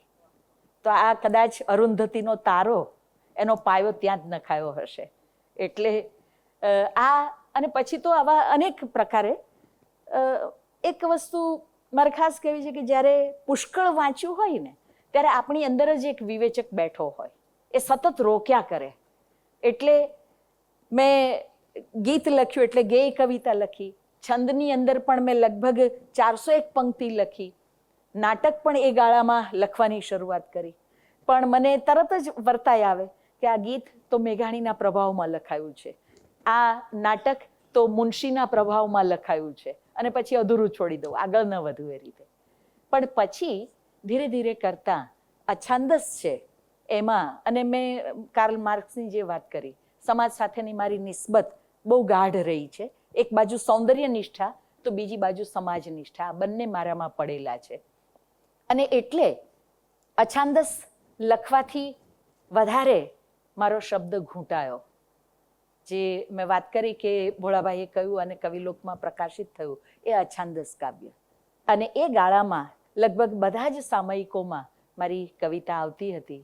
અને મને આનંદ છે કે મારો પહેલો સંગ્રહ એ જળ બિલ્લોરી, ધીરુભાઈ પરીખ એમણે આમંત્રણ આપ્યું કે ઉષાબેન તમારો સંગ્રહ કવિલોક ટ્રસ્ટ કરે જો તમે સંમતિ આપો તો, નવ્ય કવિ શ્રેણીમાં. તો મારે માટે તો એ આનંદની વાત હતી. અને એમ એ પહેલો સંગ્રહ મારો આવ્યો. આમ વાત કરું છું તો એવું લાગે છે કે કેટલું બધું મનમાં ઉમટે છે, પણ વાતનો બંધ વાળતા જરા આગળ જઈએ તો મારી કવિતામાં હંમેશા મને એવું લાગ્યું છે કે એક બાજુ સમાજ નિષ્ઠા છે અને બીજી બાજુ પ્રકૃતિ અને સૌંદર્ય ભરપૂર એ સાથે ચાલ્યા કરે છે એ રીતે. એટલે નભ વચ્ચે આ કયો ખલાસ એવી પંક્તિ જો મને મળતી હોય એમ, તો એ પ્રકૃતિ સાથેનું મારું અનુસંધાન છે. અને સમાજ સાથેનું જે અનુસંધાન છે એ પણ સતત આવે. હું હમણાં જ્યારે કાવ્યપાઠ કરીશ ત્યારે એવી કવિતા પણ મારે કહેવી છે. પણ એક વસ્તુ મારા મનમાં બહુ સ્થિર હતી, દ્રઢ હતી, અને તે એ કે સમાજ સાથેની મારી નિસ્બત એ સાચી છે, પણ મેં જો માધ્યમ કવિતાનું પસંદ કર્યું હોય તો કળાની શરતે જ એમાં વાત આવવી જોઈએ. નહીતર તો પછી હું અખબારમાં લેખ ન લખું એમ, મારી સામાજિક નિસ્બતથી એમ. એટલે આ એક સમજ પણ મનની અંદર પડેલી હતી. અને તાર સ્વરે વાત કરવાનું મને નથી ગમ્યું, જીવનમાં પણ નથી ગમ્યું અને કવિતામાં પણ નથી ગમ્યું. જ્યાં કોઈ તાર સ્વરે વાત કરતું હોય તો હું કાં તો ચૂપ થઈ જાઉં છું, કાં તો ત્યાંથી ખસી જાઉં છું. ફેસબુકની વોલ ઉપર પણ ઘણી વખત તાર સ્વરો પ્રગટ થતા હોય છે. કામ કરીએ એટલે તાર સ્વરો તો પ્રગટે, પણ એને હું જવાબ નથી આપતી, કારણ કે જીવનમાં ક્યારેય તે તાર સ્વરે વાત કરવી મને ગમી નથી. મારી જીવન વિશેની સમજ થોડી પાકી છે, આમનામ નથી આવી, અનેક કપરા સંજોગોમાંથી પસાર થઈને આવી છે, પણ પાકી છે સમજ મારી કે માથા અફાળવાથી દિવાલ તૂટવાની નથી. એને બદલે તમારી શક્તિને તમે વધારતા જાઓ અને દિવાલથી ઉપર ઉઠી જાઓ તો તમને કોઈ રોકી શકવાના નથી. એટલે અનેક સંઘર્ષો વચ્ચે મેં રસ્તો જો લીધો હોય જીવનનો તો આ છે. ક્યારેય ફરિયાદ નથી કરી, ક્યારેય અભાવનો અફસોસ નથી કર્યો. જે છે તે છે જ, અને જે છે તે ઉત્તમ જ છે. મને નથી લાગતું ઉત્તમ, તો કેવી રીતે ઉત્તમ કરવું એ પણ મારા હાથની જ વાત છે. તો આ રીતે હું હંમેશા આગળ વધી છું. એટલે મારી કવિતામાં મારે જે કહેવું છે તે કહ્યું જ છે, એવું નથી કે નથી કહ્યું, પણ એ તાર સ્વરે નથી કહેતી, એ કવિતાની શરતે આવે એ રીતે મેં એમાં વાત કરી છે. એટલે જે મેશ કવિતાની વાત કરી છે તો એ હમણાં હું સંભળાવીશ કે મને જે દુઃખ થયા હોય સમાજની અંદર જે જોવું એનાથી પણ, તો એ કવિતાની શરતે મૂકવાનું મને કેવી રીતે ગમ્યું અને કેવા શબ્દોમાં આવ્યું એ પણ હું કહીશ હમણાં. અને એક વાત મારે ખાસ કહેવી છે કે ગઝલ હું નહોતી લખતી, શીખી જ નહોતી ગઝલ લખતા. ચીનુ મોદીએ મને કહ્યું કે ઉષાબેન ગઝલ તો લખવી જ પડે, અને તમે અછાંદસ બહુ જ સારા લખો છો, પણ ગઝલ તો તમારે લખવી પડે. અને પછી ગઝલના છંદ હું શીખી નહોતી. એટલે એક વખત, અને એ વખતે હું અધ્યાપક સંઘમાં મંત્રી હતી, અને અમારે વ્યારા એક અમે અધ્યાપક સંઘે સંગોષ્ઠી રાખી હતી, ત્યાં આગળ જવાનું થયું. અહીંયાથી સતીશભાઈ, ચીનુભાઈ બધા આવેલા, હું ભાવનગરથી આવેલી, અને અમારે પાછા ફરતા એસટીમાં મારે અમદાવાદ સુધી આવવાનું હતું ને પછી બસ બદલીને ભાવનગર જવાનું હતું. એટલે એસટીમાં તમે જાણો છો કે આ બાજુ એક લાઈન, આ બાજુ વચ્ચે ઊભા હોય. તો ચીનુભાઈ આ બાજુ બેઠા હતા, હું આ બાજુ બેઠી હતી, પણ હું હંમેશા સમયનો ઉપયોગ કરું છું. પુષ્કળ કામ એટલે કરી શકું છું કે હું જ્યાં હોઉં ત્યાં સતત કામ કરતી રહેતી હોઉં છું. એટલે મેં તરત તક ઝડપી કે એ સમયે ચીનુભાઈને કશું કામ નહોતું, એ યાત્રી જ હતા બસમાં. મેં કીધું ચીનુભાઈ ગઝલના છંદ વિશે વાત કરો. અને એમણે કહ્યું કે ગઝલમાં લઘુ ગુરુ આ રીતે ગણાય. પછી એમણે કેટલાક દાખલા આપ્યા, હું સમજતી ગઈ અને પછી એ ઘૂંટતી ગઈ. પછી તો એવા ઘૂંટાયા એ છંદો કે હું એસટી બસમાં, ત્યારે તો એસટી બસો જ હતી અને એ જ પરવડતી પણ હતી એ રીતે એમ. એટલે હું જ્યારે જતી હોઉં બસમાં અને જો કંઈ બોર્ડ દેખાય તો એ બોર્ડમાં જે શબ્દો લખ્યા હોય મને લઘુ ગુરુમાં જ વંચાય. અને એમ હું ગઝલ લખતી થઈ. એટલે ગઝલની પણ મજા છે જુદી. ગીત મેં કહ્યું એ રીતે મને લઈ આ રીતે વારસામાં મળ્યો એમ કહી શકાય, આપણા સાંસ્કૃતિક વારસામાંથી. અને અછાંદસ એ મને ખૂબ ગમે. મને જ્યાં ગંભીર વાત કરવી છે, જ્યાં બહુ ઊંડાણથી વાત કરવી છે, ત્યારે મેં હંમેશા અછાંદસ છે એ માધ્યમ તરફ હું ગઈ છું. અને કેટલીક વખત મને પ્રશ્ન કરતા હોય છે લોકો કે ગીત કેવી રીતે લખાય કે ગઝલ કેવી રીતે લખાય. એટલે હું કહેતી હોઉં છું કે સંવેદન પોતે જ પોતાનું ફોર્મ નક્કી કરીને આવે છે. એમ હું આજે ગઝલ લખીશ એમ કરીને ગઝલ નથી લખાતી. સંવેદન પોતે જ નક્કી કરીને આવે છે કે એને ગઝલમાં પ્રગટ થવું છે, ગીતમાં પ્રગટ થવું છે કે અછાંદસમાં. એ પોતે જ નક્કી કરીને, અને પછી એ પહેલી પંક્તિ આવે એને આપણે અનુસરવાની હોય છે. તો એ રીતે લખાતું ગયું. પણ એક બીજી વાત કે હું ક્યારેય લખાય અને તરત જ પ્રકાશન માટે મોકલી આપું એવું નથી કરતી. તમે બધા ઘણા મિત્રો જાણે છે મારો દીકરો પ્રકાશક છે, એટલે હું ધારું તો અત્યાર સુધીમાં કેટલા બધા સંગ્રહો છપાવી નાખું. પણ એવું તો બિલકુલ મને વિચાર પણ ન આવે એ રીતે એમ. તો કવિતા લખાય પછી પણ મારી ફાઇલમાં એ 4-5-6 મહિના પડી રહે. અને પછી કોઈક વખત છે મને રાત્રે વધારે જાગવાની ટેવ, અને એ ટેવ શું કામ એ પણ કહી દઉં. કૌશલ ત્યારે બેઠો જ છે અહીંયા મારો દીકરો. અને હું 1982માં પીએચડી થઈ ગઈ અને એક સાથે મને 2 ડિગ્રી મળી હતી એ વખતે. હું મારા દીકરાનો જન્મ થયો એના લગભગ 25મા દિવસે મારો પીએચડીનો વાયવા થયો અને એક બાજુ હું માં બની, બીજી બાજુ હું ડૉક્ટર ઉષા ઉપાધ્યાય બની. એટલે એક સાથે 2 ડિગ્રી મને એ વખતે મળી. અને પછી જ્યારે 1985માં મને પ્રોફેસર તરીકે જુનાગઢમાં જોબ મળી, તો એ વખતે હું પીએચડી થઈ ગઈ હતી, પ્રોફેસર થઈ ગઈ હતી. આમ જો તો કંઈ જ કરવાનું નહોતું, પણ નવું વંચાય જ નહીં, કશું થાય જ નહીં એવું તો કેમ ગમે. એટલે મને અજંપો થવા માંડ્યો કે આ તો કેવી રીતે ચાલે, કશું વાંચવાનો ટાઈમ જ નથી રહેતો. પછી રોજ હું રાત્રે વાર્તા કહેતી. કૌશલ અને જિગીશા મારો દીકરો દીકરી, એમને વાર્તા કહી પથારીમાં સુવા મોકલું અને કહું કે હું થોડી વારમાં હમણાં આવું છું. એ વખતે ભગવતી કુમાર શર્માની અસુર્ય લોક નવલકથા આવેલી અને મનમાં તાલાવેલી જલ્દી વાંચવી છે, જલ્દી વાંચવી છે. તો હું કહું કે હું આવું છું હમણાં, પણ 10-12 મિનિટ થાય ને ત્યાં 2માંથી એક જણ બોલે કે મમ્મી તું ક્યારે આવે છે. એટલે હું કહું બસ આવું જ છું, અને બધું કામ સમેટી અને એમની પાસે જતી રહું. પછી એમ થાય કે તો હવે હું વાંચું ક્યારે. પછી મેં રસ્તો કર્યો. મેં કહ્યું ને કે માથા અફાળવાથી રસ્તો નથી થતો, એવી મારી શ્રદ્ધા છે. એટલે મેં રસ્તો કર્યો કે દિવસ આખો મારો વ્યવસાય, સમાજ, કુટુંબ એમાં જાય છે. રાત્રે બાળકોને પણ સૂતી વખતે માં જોઈએ છે, તો પછી હું વહેલી સવારે ઉઠું, રાતના 3 વાગે જાગી જાઉં, 3 થી 6 મારું કામ કરું, તો ત્યારે આખી દુનિયામાં કોઈને મારી જરૂર નથી એ રીતે. અને એમ મેં વહેલા ઉઠવાની ટેવ પાડી.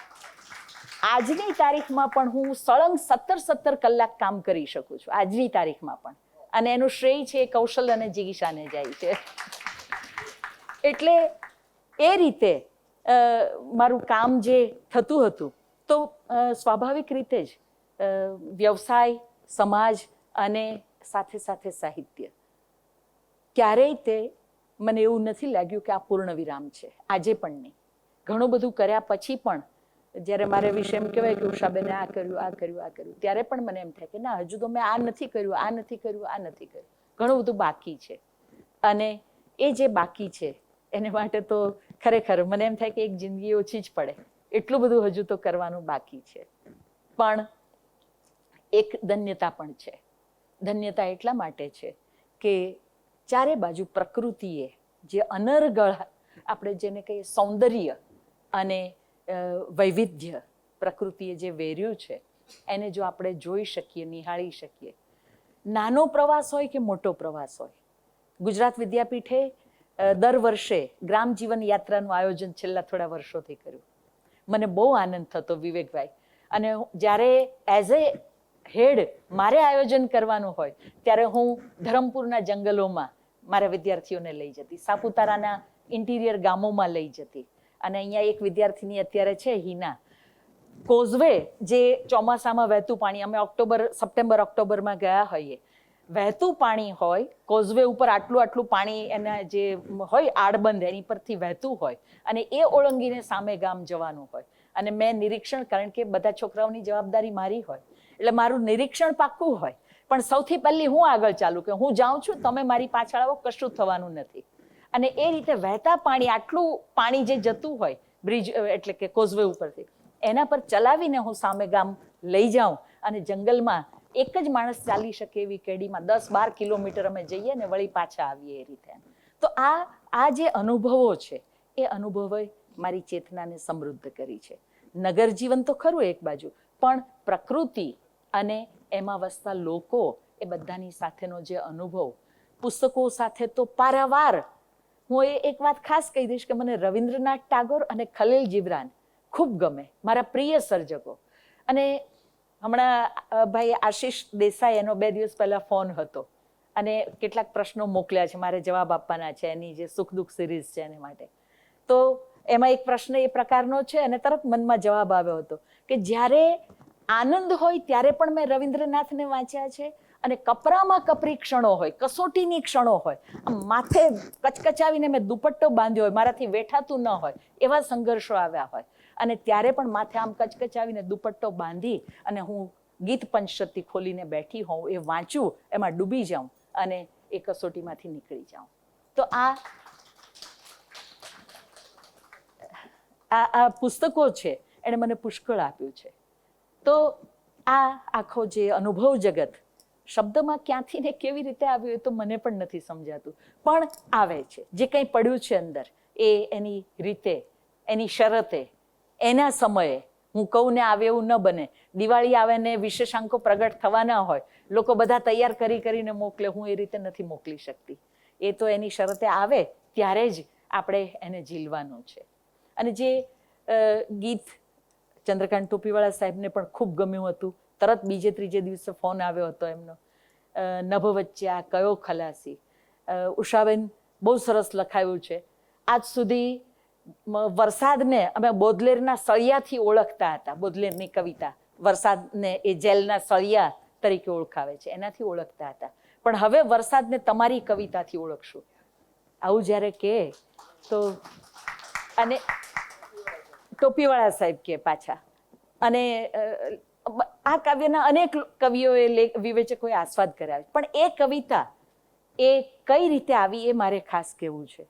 કે રાતના 1:30-2 વાગે પાણી પીવા હું જાગી, એમ પાણી પીને સૂતી, અને અચાનક મનમાં નભ વચ્ચે આ કયો ખલાસી જળની જાળ ગૂંથે છે એ પંક્તિ આવી, અને તરત જ એમ થયું કે આ કવિતા આવી. એટલે હું બેઠી થઈ ગઈ એમ, અને ટેબલ પર લખ્યું મેં. પહેલી કડી આવી ગઈ આખી, અને બરાબર ચાલ્યું. પછી બીજી કડી આવી તો ખરી, પણ મને તરત જ થયું, પેલો અંદર બેઠેલો વિવેચક એણે કીધું કે આ તો મજાનું, આપણે જોડ્યું છે, આ બીજી કડી આવી નથી, આપણે જોડ્યું છે ખાલી. તો પાછી ફાઇલમાં મૂકી દીધી. અને પછી 6-8 મહિને પાછી ફાઇલ ખોલી એક વખત, અને એમાંથી એ નીકળ્યું કાવ્ય. અને મારું બધું કામ રાત્રે ચાલે છે, મોટા ભાગનું 90% કામ રાત્રે ચાલે છે. એ રીતે એમ વહેલી રાતના 2-3 વાગે જાગી ગઈ હોઉં ને પછી કામ ચાલતું હોય. તો એ રીતે ફાઇલ ખોલીને એમાં એ કાવ્ય નીકળ્યું, અને વાંચ્યું મેં. વાંચતાની સાથે અનુસંધાન થઈ ગયું, અને જે કોસ્મિક ઇમેજ એવું જે કહેવાયું છે એને માટે, એ પંક્તિઓ પછી એમાંથી એ વખતે લખાય. અને એ જ કાવ્ય છે, એનાથી મારે શરૂઆત કરવી છે મારા કાવ્યપાઠની. તમને એ કાવ્ય જે નભ વચ્ચે આ કયો ખલાસી જળની જાળ ગૂંથે છે. નભ વચ્ચે આ કયો ખલાસી જળની જાળ ગૂંથે છે. નભ વચ્ચે આ કયો ખલાસી જળની જાળ ગૂંથે છે. જાળ ગૂંથીને ઊભો થતામાં ખેસ જરા ખંખેરે, પલક વારમાં ગોરંભાતા નભને ઘનવન ઘેરે. ફરફર ફરફર ફોરા વરસે જાણે કતરણ ખેરે, નભ વચ્ચે આ કયો ખલાસી જળની જાળ ગૂંથે છે. જાળ ગૂંથીને ઊભો થતામાં ખેસ જરા ખંખેરે, ફરફર ફરફર ફોરા વરસે જાણે કતરણ ખેરે. અને ત્રમઝૂટ વરસે નભથી જ્યારે, આ ત્રમઝૂટ શબ્દ છે એ પતરાના છાપરા હતા, એના પર જે આમ તાડ તાડ તાડ વરસાદ પડે એ ત્રમઝૂટ છે. ધાબા પર ત્રમઝૂટ ના સંભળાય. તો ત્રમઝૂટ વરસે નભથી જ્યારે જાળ ધીવરની ભાસે, ફંગોળી ફેલાવી નાખી પૃથ્વીનું મીન ફાંસે. અરે પલકમાં મત્સ્ય ધરાનું આભે ખેંચી જશે, આખી પૃથ્વીને આભે ખેંચી જશે. કે અરે પલકમાં મત્સ્ય ધરાનું આભે ખેંચી જશે. નભ વચ્ચે આ કયો ખલાસી જળની જાળ ગૂંથે છે. નભ વચ્ચે આ કયો ખલાસી જળની જાળ ગૂંથે છે. તો આ કાવ્ય એ ધીરજનું પરિણામ છે, કવિતા ઉપરની શ્રદ્ધાનું પરિણામ છે. જો ત્યારે મેં ઉતાવળ કરી અને બીજી કડી નબળી લખાઈ હતી, એ જો એમ જ મોકલી દીધું હોત તો આ કોસ્મિક ઇમેજ વાળી વાત એમાં સિદ્ધ ન થઈ શકી હોત. એટલે કવિતાને એની શરતે આવવા દઈએ, એની વાત જ ન્યારી છે. અને એવું એક બીજું કાવ્ય કે જેમાં જે લય છે, અહીંયા આવીને મેં ગાંધીજીને યાદ કર્યા હતા, મેં જીતેન્દ્રભાઈને યાદ કર્યા. મને હું સદનસીબ મારું એ હતું કે એમની સાથે કામ કરવાની તક મળી હતી મને, અને મારા ડિપાર્ટમેન્ટમાં નવા વિચારોના અમલીકરણમાં એમણે મને ખૂબ સહાય કરી હતી. તો આવી વ્યક્તિઓ, ઘણાને એવું થતું હોય કે હવે એમાં શું, મને તક મળી હોત તો હું પણ આ થઈ જાત ને એમ. એટલે આ હું પણ કરી શકત, કે હું પણ આ તો બની શકત, એ જે વાત છે ને એની ઉપર કટાક્ષ કરતું આ કાવ્ય છે. એમાં શું, એક દી પેલા ઝાડને જોઈ એમ થયું કે લાવને હું એ ઘેન ઘેઘુરી ઝાડવું બની જાઉં. એક દી પેલા ઝાડને જોઈ એમ થયું કે લાવને હું એ ઘેન ઘેઘુરી ઝાડવું બની જાઉં. મનમાં મારા એમ કે એમાં શું, મનમાં મારા એમ કે એમાં શું, મૂળ નાખીને ડાળ ફેલાવી, પાંદડે પાંદડું ફરકાવીને એને હળવે સૂર રેલાવી, તડકો ઝીલતું નીલ સોનેરી પંખી બની જાઉં. અને કોઈ જેવું તેવું નહીં, આભ આવીને રાત વાસો રે એવડી છાયા દઉં. આભ આવીને રાત વાસો રે એવડી છાયા દઉં. એક દી પેલા ઝાડને જોઈ એમ થયું કે લાવને હું એ ઘેન કે ઘુરી ઝાડવું બની જાઉં.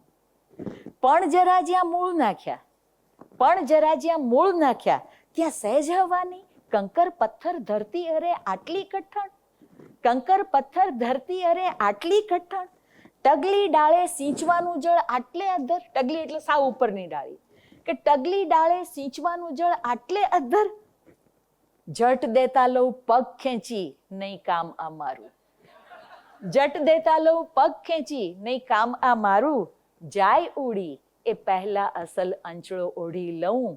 એક દી પેલા ઝાડને જોઈ એમ થયું કે લાવને હું એ ઘેન ઘેઘુરી ઝાડવું બની જાઉં. ઘેન ઘેઘુરી ઝાડવું બની જાઉં. અને આ પ્રકારે જે કવિતામાં વાત આવે છે, એમાં જ્યારે બહુ સંવેદનશીલ હોઈએ ને, બધા જ છીએ આપણે, તો તડકો વેઠીને અહીંયા આવ્યા હોઈએ, પણ તમે જાણો છો કે આસપાસ બનતી ઘટના છે એ વારંવાર આપણને ખૂબ વિક્ષિપ્ત કરી નાખે. એટલે જ્યારે અમદાવાદમાં હોઈએ અને જે તોફાનો થયા હતા, ગુજરાત વિદ્યાપીઠ ક્યારેય અમારી ગમે તે હોય એ 11 વાગે એટલે અમારે યોમતઃ અમારી પ્રાર્થના શરૂ થાય જ, ક્યારેય રજા ન હોય. એટલે તોફાનો શરૂ થયા. હું સેટેલાઇટમાં રહેતી હતી, હાઈરાઇઝમાં 9મે માળે, અને એસ્થેટિક સેન્સ એવી કે મારી બાલ્કનીની સામે બીજું કોઈ જ ફ્લેટ ન હોય એવો ફ્લેટ શોધ્યો હતો. એટલે 9મે માળેથી મને દૂરદર્શનનો ટાવર પણ દેખાય, પતંગ હોટલ પણ દેખાય, યુનિવર્સિટી ટાવર પણ દેખાય, આખો જે વ્યૂ છે એ ક્લિયર. પણ એની તકલીફ એ થઈ કે એને કારણે ત્યાં ધુમાડો ઉઠ્યો, પણ ધુમાડો ઉઠ્યો, પણ ધુમાડો ઉઠ્યો. એ બાલ્કનીમાંથી બધું જ દેખાતું હતું. અને એમાં પછી મારે પાછું વિદ્યાપીઠ તો અમારી બંધ હોય નહીં, એટલે હું નીકળી. સ્કૂટી હતું એ વખતે, એ લઈને વિદ્યાપીઠ જવા નીકળી. અને જે રસ્તામાં દ્રશ્યો જોયા હતા, અને પછી પણ સમાચારો, ટીવી અને આમ પણ, અને એ જે આખો માહોલ, એને અંદર જે આમ આમ આમ એટલે શબ્દો નથી. ત્યારે તો એમ જ હતું કે આ પીડા ક્યારેય શબ્દોમાં વ્યક્ત નહીં થાય. માણસને હાથે માણસની આવી દુર્દશા એટલે કલ્પિત ન શકાય. અને પણ જે પીડા હતી એ આવી શબ્દોમાં, અને કેવી રીતે આવી તો તમે જુઓ કે જેનો ઉલ્લેખ પણ ભાઈ રામે હમણાં કર્યો હતો. મેષ નામનું કાવ્ય છે, અને એમાં આ વાત મૂકી છે. અને ટોપીવાળા સાહેબે આને માટે પણ કહ્યું હતું કે આ ફેમિનાઇન ઇમેજ છે, અને સ્ત્રી સિવાય કોઈ આવી ઇમેજનો આવી રીતે ઉપયોગ ન કરી શકે. એમણે કહ્યું હતું, હું જન્મી ત્યારે છઠ્ઠીના દિવસે, હું જન્મી ત્યારે છઠ્ઠીના દિવસે નાની માએ ત્રાંબાની તરભાણી દીવા પર ધરી હોંશે હોંશે કાજળ પાડીને મારી આંખોમાં આંજ્યું હતું. હજુ ગયા વર્ષે જ મારી દીકરીને ત્યાં દીકરી જન્મી, ત્યારે મેં પણ છઠ્ઠીના દિવસે હોંશભેર કાજળ પાડીને મારી દોહિત્રીની સ્વપ્નભરી આંખોમાં આંજ્યું હતું. આજે આ ઢળતી સાંજે આગજનીમાં બળીને કાળા મેશ થઈ ગયેલા મારા શહેરના મકાનોને જોતા થાય છે, કોની છઠ્ઠી માટે પડાઈ હશે આટલી બધી મેશ? કોની છઠ્ઠી માટે પડાઈ હશે આટલી બધી મેશ? તો આ એક પીડાનો પોકાર છે. અને આપણે જાણીએ છીએ યુદ્ધો અટકતા નથી, યુદ્ધ લિપ્સા મનુષ્યની એ ઘટતી નથી, વધે છે. યુક્રેન, અફઘાનિસ્તાન, આ બધું એટલે શબ્દો આપણા વામણા થઈ જાય છે એની પાસે. આવો જ એક અનુભવ એ પણ મને ત્યારે પણ એવું થયું હતું કે હું આને શબ્દમાં નહીં જ મૂકી શકું ક્યારેય તે. અને એ કચ્છનો ભૂકંપ. અમે 9મા માળે, એટલે તમે કલ્પી શકશો, બરાબર ઝૂલ્યા હતા અમે, પણ બચ્યા હતા. અને પછી મારા દિયર ટેનામેન્ટ મારે એમનો તરત ફોન આવ્યો, એટલે અમે ત્યાં શિફ્ટ થઈ ગયા. 3 મહિના એને ત્યાં રહ્યા. પણ પછી બીજે દિવસથી જે ટીવી પર સમાચારો શરૂ થયા કે એપી સેન્ટર ભચાઉ ને કચ્છ બધું તહસ નહસ, તો એટલી બધી અરેરાટી મનમાં થાય. અને એમ થાય કે ત્યાં મારા કાકા, દાદા, મામા, માસી કોઈ હોત તો હું દોડીને જાત ને એની ખબર પૂછવા એમ. અને હવે નથી જતી એનો અર્થ એ થયો ને કે ત્યાં છે મારા કાંઈ નથી એમ. એ અંદર અંદર ખૂંચ્યા કરે. અને ત્યાં ફોન કરીએ તો ફોન લાગે જ નહીં. એકાદ મહિના પછી કોન્ટેક્ટ થયો અને મેં કહ્યું કે મારે આવવું છે. તો બહુ નમ્રતાથી પણ એમણે કહ્યું કે તમે આવો તો ગમે અમને, પણ અહીંયા આગળ હજુ અમે બહેનોને રાત્રિ રોકાણની કોઈ વ્યવસ્થા આપી શકીએ એવી સ્થિતિ નથી. એમ કરતાં છેવટે માર્ચ મહિનામાં ભુજની લાલન કોલેજ જે આખી પડી ગઈ હતી, એણે એક જાહેરાત કરી કે ગુજરાતભરના જે કોઈ પ્રોફેસરો જુદા જુદા વિષયના એ સ્વૈચ્છિક રીતે ભણાવવા માટે, વિદ્યાર્થીઓને પરીક્ષાની તૈયારી કરાવવા માટે જો સ્વૈચ્છિક રીતે આવે પોતાની રીતે, તો અમે બધાને આમંત્રણ આપીએ છીએ. અને એ વખતે 4 દિવસ ત્યાં આગળ જવાનું ગોઠવી શકાયું. અને ત્યાં જે ભચાઉમાં એપી સેન્ટર હતું, ત્યાં જ રાત્રે ટેન્ટમાં રહ્યા. આખું ખતમ થઈ ગયું હતું, આખું ખતમ. અને ત્યાં ટેન્ટમાં હજુ આફ્ટર શોક ચાલુ હતા, અને ટેન્ટમાં રાત્રિ રોકાણ કર્યું. અને પછી રાપર, અંજાર અને ભુજ, એ બધી જ જગ્યા, અને બીજા ગામો ત્યાં ફરવાનું થયું. ભુજમાં કોલેજમાં ભણાવ્યું પણ ખરું. પણ એ જે દ્રશ્યો જોયા, ફોટા તો લીધા સ્વાભાવિક, પણ એ જે દ્રશ્યો જોયા, અને એમ થાય કે આ શબ્દમાં આ પીડા, અને એટલે વર્ણન ન કરી શકીએ. એકે એકની પાસે કરુણ કથની હતી. અને પછી એક વખત 3-4 મહિના પછી રાત્રે એમ જ જાગીને બેઠી હતી, અને કવિતાની પંક્તિ શરૂ થઈ. 2-3 પંક્તિ જરા ચાલી, એકાદ વાર ચેક થઈ, અને પછી આખી જ કવિતા ઉતરી આવી કટાવના લયમાં. અને કવિતા લખાઈ ગયા પછી મેં શીર્ષક આપ્યું ઊંટ. એમાં ઊંટને લઈને ધરતીકંપની વાત છે એ લખાઈ. કચ્છનું ધરતીકંપ પહેલાનું ચિત્ર, ધરતીકંપની ઘટના, અને પછી ધરતીકંપ પછીનું વર્ણન, એમ 3 ચિત્રો એની અંદર છે. તો એ વખતે પણ એમ હતું કે શબ્દમાં હું કંઈ જ વ્યક્ત નહીં કરી શકું, પણ એ જે અંદર પડેલું એક જે તીવ્ર સંવેદન હતું, એણે પોતાનો રસ્તો શબ્દમાં કર્યો હતો. એ મારે તમને સંભળાવવું છે. હતા દિવાલે ગયા સમયના ઠાઠ અને અસબાબ સમા કંઈ, હતા દિવાલે ગયા સમયના ઠાઠ અને અસબાબ સમા કંઈ, ઝૂલ ચાકળા કાંધી તોરણ ભેટ અને તલવાર કટારી, હતા આંગણે લીમડા હેઠે ઢળ્યા ઢોલીએ હુક્કાના ગડેડાટ, મૂછોના તાવ કાળને ધરબી દેતી, આંખ્યુંની રાતડમાં જગતા તેગ જરા અંગાર, અને ત્યાં દૂર સમયને કાંધે લઈ ગાંગરતું ઊભું ઊંટ, વાટ કોઈ નવી ખેપની જોતું, જોતું ઝીણી આંખે દૂર ક્ષિતિજની પાર, હવાની શી લાગી કંઈ ગંધ, અચાનક થડકી ઉઠ્યું, કંપ્યું ચીખ્યું ભડકીને તોડાવી રાશ, ઊભી બજારે ધણધણતું ચિત્કાર વેરતું, વાંભ વાંભની ઠેક ભરીને હડફેટે ઘર ધડુસ કરતું, પીઠ ઉપર લાદીને કબ્રસ્તાન, હાંફતું ઊભું ગામને છેડે, હાંફતું ઊભું ગામને છેડે, હાંફતું ઊભું ગામને.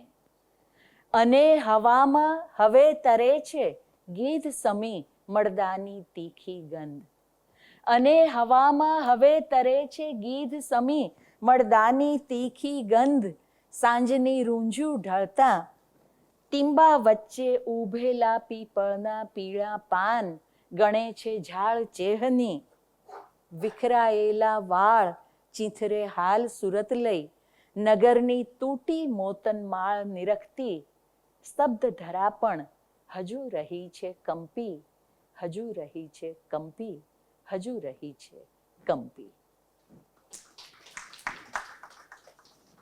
તો આ આખું જે અનુભૂતિ ત્યાં થઈ હતી અને ઊંટના પ્રતીકથી આ અભિવ્યક્તિ પામી હતી. એક કવિતા માતૃત્વના સંદર્ભે છે અને એ બહુ એ બહેનો જ કરી શકે એવો એ અનુભવ છે અને બહુ અનોખી વાત છે.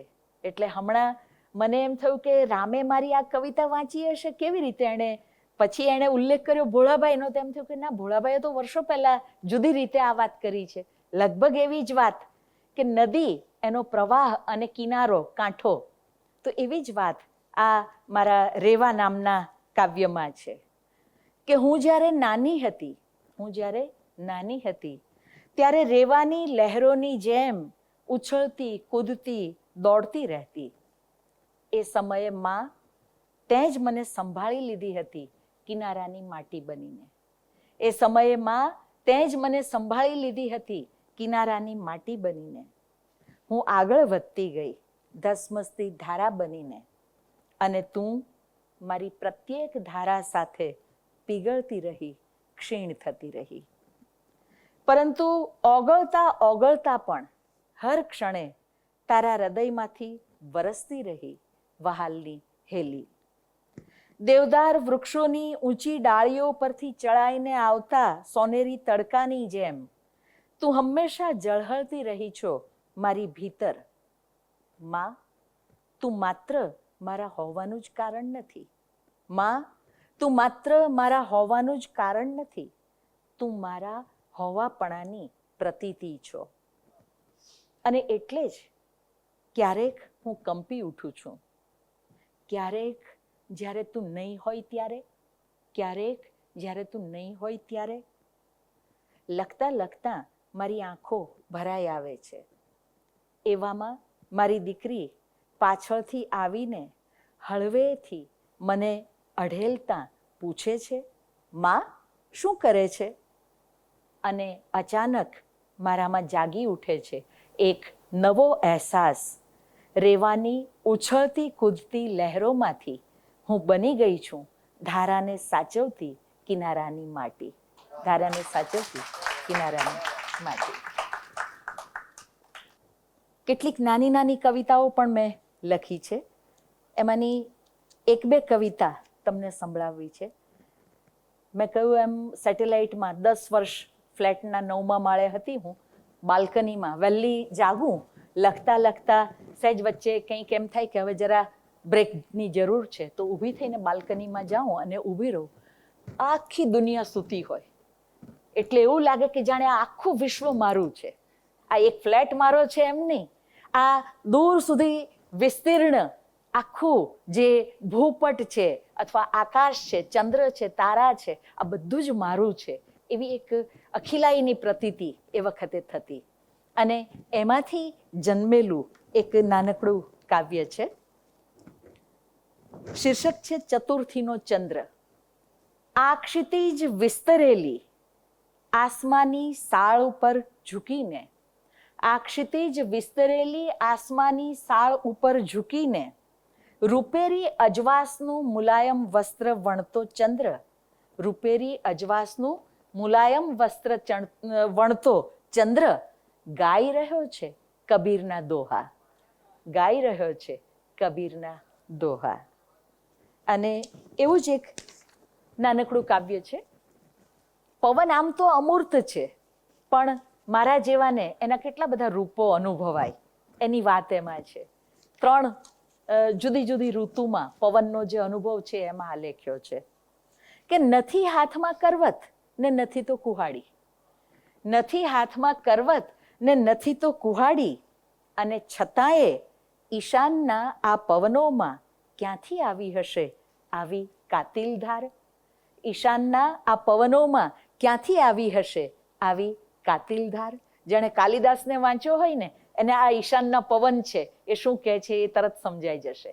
પણ એ આખી પ્રેમ કે ઈશાનના પવનો એનું પ્રતીક છે કે નથી હાથમાં કરવત ને નથી તો કુહાડી, અને છતાંય ઈશાનના આ પવનોમાં ક્યાંથી આવી હશે આવી કાતિલ ધાર. બીજું રૂપ, કોઈ રોકો રોકો જરા, પર્ણ મરમરના ઝાંઝર પહેરી રણઝણતી દોડી જતી અને લોહીમાં નર્તનનો લય જગાવી જતી આ શરદની ચંચળ હવાને, આ શરદની ચંચળ હવાને. અને ઉનાળાનું રૂપ એનું ગ્રીષ્મ, કે શહેરની સડકો પર ઝેરીલી નાગણની જેમ, શહેરની સડકો પર ઝેરીલી નાગણની જેમ ગુસ્સાથી ફૂંફાડા મારી રહેલી આ ગ્રીષ્મની હવાને વશ કરવા માટે જુઓ આકાશ ગારુડી જોળીમાંથી કાઢી રહ્યો છે મેઘનું મહુવર, જોળીમાંથી કાઢી રહ્યો છે મેઘનું મહુવર. અને કેટલીક ગઝલ, પણ પહેલા ગીત કહું પછી ગઝલમાં જઈએ. અને નમ્રતાબેન બેઠા છે અહીંયા, નમ્રતા શોધન બહુ જ સુંદર રીતે ગીતોને ગઝલોને કમ્પોઝ કરે છે અને ગાય છે, બહુ મધુર કંઠ અને સ્વરાંકન પણ. એક કોરોના કાળમાં આપણે બધાએ અનુભવ્યું છે કે સ્થગિત થઈ ગયા હતા, જીવન તો સ્થગિત થયું જ હતું, ચેતના પણ જાણે કે કુંઠિત થઈ ગઈ હતી. બહુ આઘાત હતો કે આ શું થઈ રહ્યું છે, વિશ્વભરમાં આટલા બધા લોકો મરી રહ્યા છે રોજે રોજ. અને એ વખતે થોડા મહિના કંઈ જ ન લખાયું, એમ થાય કે આ શું થઈ રહ્યું છે એમ, અને શબ્દ નાનો છે. પછી એમાંથી જરા બહાર નીકળી અને કોરોના વિશેના 1-2 ગીત, મનજી ચાલો જઈએ એવે દેશ, અને નમ્રતાબેને બહુ સરસ રીતે કમ્પોઝ કર્યું છે. અને કોરોના સંદર્ભે જ આ એક ગીત છે, કોલેજના યુવક યુવતીઓને કેન્દ્રમાં રાખીને લખ્યું છે. અને કોલેજિયનોની જે અનુભૂતિ હોય સાંભળજો. અને આ અમે જ્યારે શિકાગોમાં આ ગીતનો પાઠ શરૂ કર્યો તો રઈશ મણિયારે એ પણ હતા મંચ પર, એ જ સંચાલન કરતા હતા. એમણે તરત ટકોર કરી હતી કે વચ્ચે હું બોલું છું કે આ પ્રિન્સિપાલ રહી ચૂકેલા પ્રોફેસર બેન છે એ આ પ્રેમની કવિતા વાંચી રહ્યા છે, યુવક યુવતીના પ્રેમની એ રીતે એમ. પણ જે યુવાવસ્થામાં જે મૂંઝવણો છે એમની, જે એક ઉત્કંઠા છે, મધુરતા છે, મૂંઝવણ છે, એની વાત કોરોનાના સંદર્ભમાં મેં કલ્પી અને લખી છે. શીર્ષક છે કોરોના કાળ. બધા રસ્તાઓ દરવાજા હોય ભલે બંધ, બધા રસ્તાઓ દરવાજા હોય ભલે બંધ, અમે કોરોના કાળ ગયા ઠેકી કે મારી કમ્પ્યુટર વિન્ડો થઈ ખુલ્લી, કે મારી કમ્પ્યુટર વિન્ડો થઈ ખુલ્લી. કોરોના ફેફસામાં પહોંચીને ગૂંથે, કોરોના ફેફસામાં પહોંચીને ગૂંથે એ પહેલા મુંજારાનું જાળું. લોકડાઉન આવ્યું ને કોલેજો બંધ, લોકડાઉન આવ્યું ને કોલેજો બંધ, પણ મનને દેવું રે કેમ તાળું, પણ મનને દેવું રે કેમ તાળું. તને રોજ રોજ મળવા મેં મારીથી કેટલીય ગુલ્લી, તને રોજ રોજ મળવા મેં મારી હતી કેટલીએ ગુલ્લી, હવે મૂંઝાતો જાઉં તે મારી કમ્પ્યુટર વિન્ડો થઈ ખુલ્લી. મને જોતામાં વેરાતી બોરસલ્લી તું, મને જોતામાં વેરાતી બોરસલ્લી તું, તને ઓચિંતા આમ હવે ખોઉં, તને ઓચિંતા આમ હવે ખોઉં. ઘરમાં રહેવાનું ને ભીતો જોવાની ને ફિલ્મોએ કેટલી હું જોઉં. મારા મૂંઝાતા મન સામે હળવેથી બારી એક ખુલી, મારા મૂંઝાતા મન સામે હળવેથી બારી એક ખુલી. પરીઓની જેમ તું ઉતરી આવી જ્યાં મારી કમ્પ્યુટર વિન્ડો થઈ ખુલ્લી. ને વારે આવ્યા છે કંઈ એપલ ગૂગલ, વારે આવ્યા છે કંઈ એપલ ગૂગલ, ને વળી ઉપરથી મીટ અને ઝૂમ. તને પાર્કિંગમાં કેન્ટીનમાં શોધવાની નહીં, શોધતા હોય ને એપોઇન્ટમેન્ટ હોય કે ભાઈ આટલા વાગે અહીંયા મળીશું એમ, તો તને પાર્કિંગમાં કેન્ટીનમાં શોધવાની નહીં, મળે સ્ક્રીન ઉપર તારી રૂમઝૂમ, મળે સ્ક્રીન ઉપર તારી રૂમઝૂમ. આવી શકાય કદી નહીં રહી અવાય. યુવતી કહે ને કે ભાઈ હું આવીશ પણ કદાચ ન પણ અવાય એવું બને તો એમ, તો આવી શકાય કદી નહીં રે અવાય. બધી ફિકર તું સાવ ગઈ ભૂલી, તારા સ્મિતના પતંગિયાઓ રમવા તું મૂક, તારા સ્મિતના પતંગિયાઓ રમવા તું મૂક. મારી કમ્પ્યુટર વિન્ડો છે ખુલ્લી, અમે કોરોના કાળ ગયા ઠેકી કે મારી કમ્પ્યુટર વિન્ડો થઈ ખુલ્લી. અને એક બીજું ગીત કે મોસમ આવી છે 1.25 લાખની, આપણે રાહ જોઈએ છે વરસાદની. દર વર્ષે ચોમાસું આવે ને મનના તારને રણજણાવી મૂકે, કંઈક નવું લઈ આવે. એટલે નભ વચ્ચે આ કયો ખલાસી પણ આવે અને મોસમ આવી છે 1.25 લાખની. સાપુતારા યાદ આવે તરત જ કે મોસમ આવી છે 1.25 લાખની, હવે છત્રી સંકેલ તારા કામની. વાદળ વરસે ને કહે ઘરમાં તું કેમ છે, વાદળ વરસે. આપણે નાના હોય ત્યારે તો દોડી જઈએ પણ મોટા થઈએ પછી ઠાવકા થઈને ખુરશીમાં બેસી જઈએ. એટલે વાદળ વરસે ને કહે ઘરમાં તું કેમ છે, વાયરો વહે ને કહે ઉડવું હેમખેમ છે, વાયરો વહે ને કહે. વિવેકભાઈ જેવા બધા નથી હોતા કે નીકળી પડે કેમેરો નાખીને, કચ્છમાં પણ જાય ને બનારસ પણ જાય ને, એ એમનું ઉડવાનું હેમખેમ છે. પણ બધાનું ઉડવાનું આવું હેમખેમ નથી હોતું, આમ ઠરી જાય છે, ઠરીને ઠીકરું થઈ જાય છે એમ. તો વાયરો વહે ને કહે ઉડવું હેમખેમ છે, મોસમ આવી છે 1.25 લાખની, હવે છત્રી સંકેલ તારા કામની. ને ભીડેલા બારણાની કેવી આ ભીંસ છે. ક્યારેક અણબનાવ થયો હોય, રૂસણું લીધું હોય પણ બોલું બોલું થતું હોય, એની વાત છે કે વરસાદ આવે અને રૂસણું જો લીધેલું હોય તો કેવી હાલત હોય. કે ભીડેલા બારણાની કેવી આ ભીંસ છે, ટહુકામાં ઓગળતી મૂંગી આ રીસ છે, ટહુકામાં ઓગળતી મૂંગી આ રીસ છે. મોસમ આવી છે 1.25 લાખની, હવે છત્રી સંકેલ તારા કામની. તો આવું એક આ વરસાદનું ગીત હતું. ગઝલ જે થોડીક તમને ખાસ કહેવી છે, કોરોનાના સંદર્ભની છે, એટલે તમારા બધાની એ જ પ્રતીતિ હશે, ખાલી મેં શબ્દો આપ્યા છે કે માણસ જાતે કુદરતને એટલું બધું નુકસાન કર્યું છે. હવે ઈશ્વર એને કહી રહ્યો છે કે રોજ માપ્યું રોજ કાપ્યું તે ભલે ઈશ્વર કહે, રોજ માપ્યું રોજ કાપ્યું તે ભલે ઈશ્વર કહે, લે હવે માપીને કાપું છું તને ઈશ્વર કહે. કદ પ્રમાણે વેતરી નાખ્યા માણસોને કે લે હવે માપીને કાપું છું તને ઈશ્વર કહે.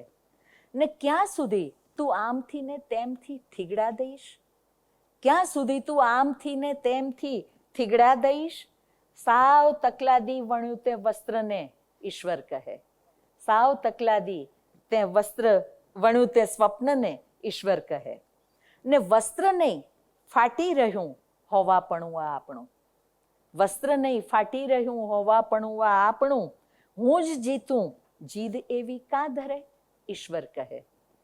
ને છેવટે કંટાળીને માં બાળને નીચે મૂકે, છેવટે કંટાળીને માં બાળને નીચે મૂકે, એમ તરછોડી તને સરિતા વહે ઈશ્વર કહે. કુદરતે તરછોડી દીધા મનુષ્યોને કે એમ તરછોડી તને સરિતા વહે.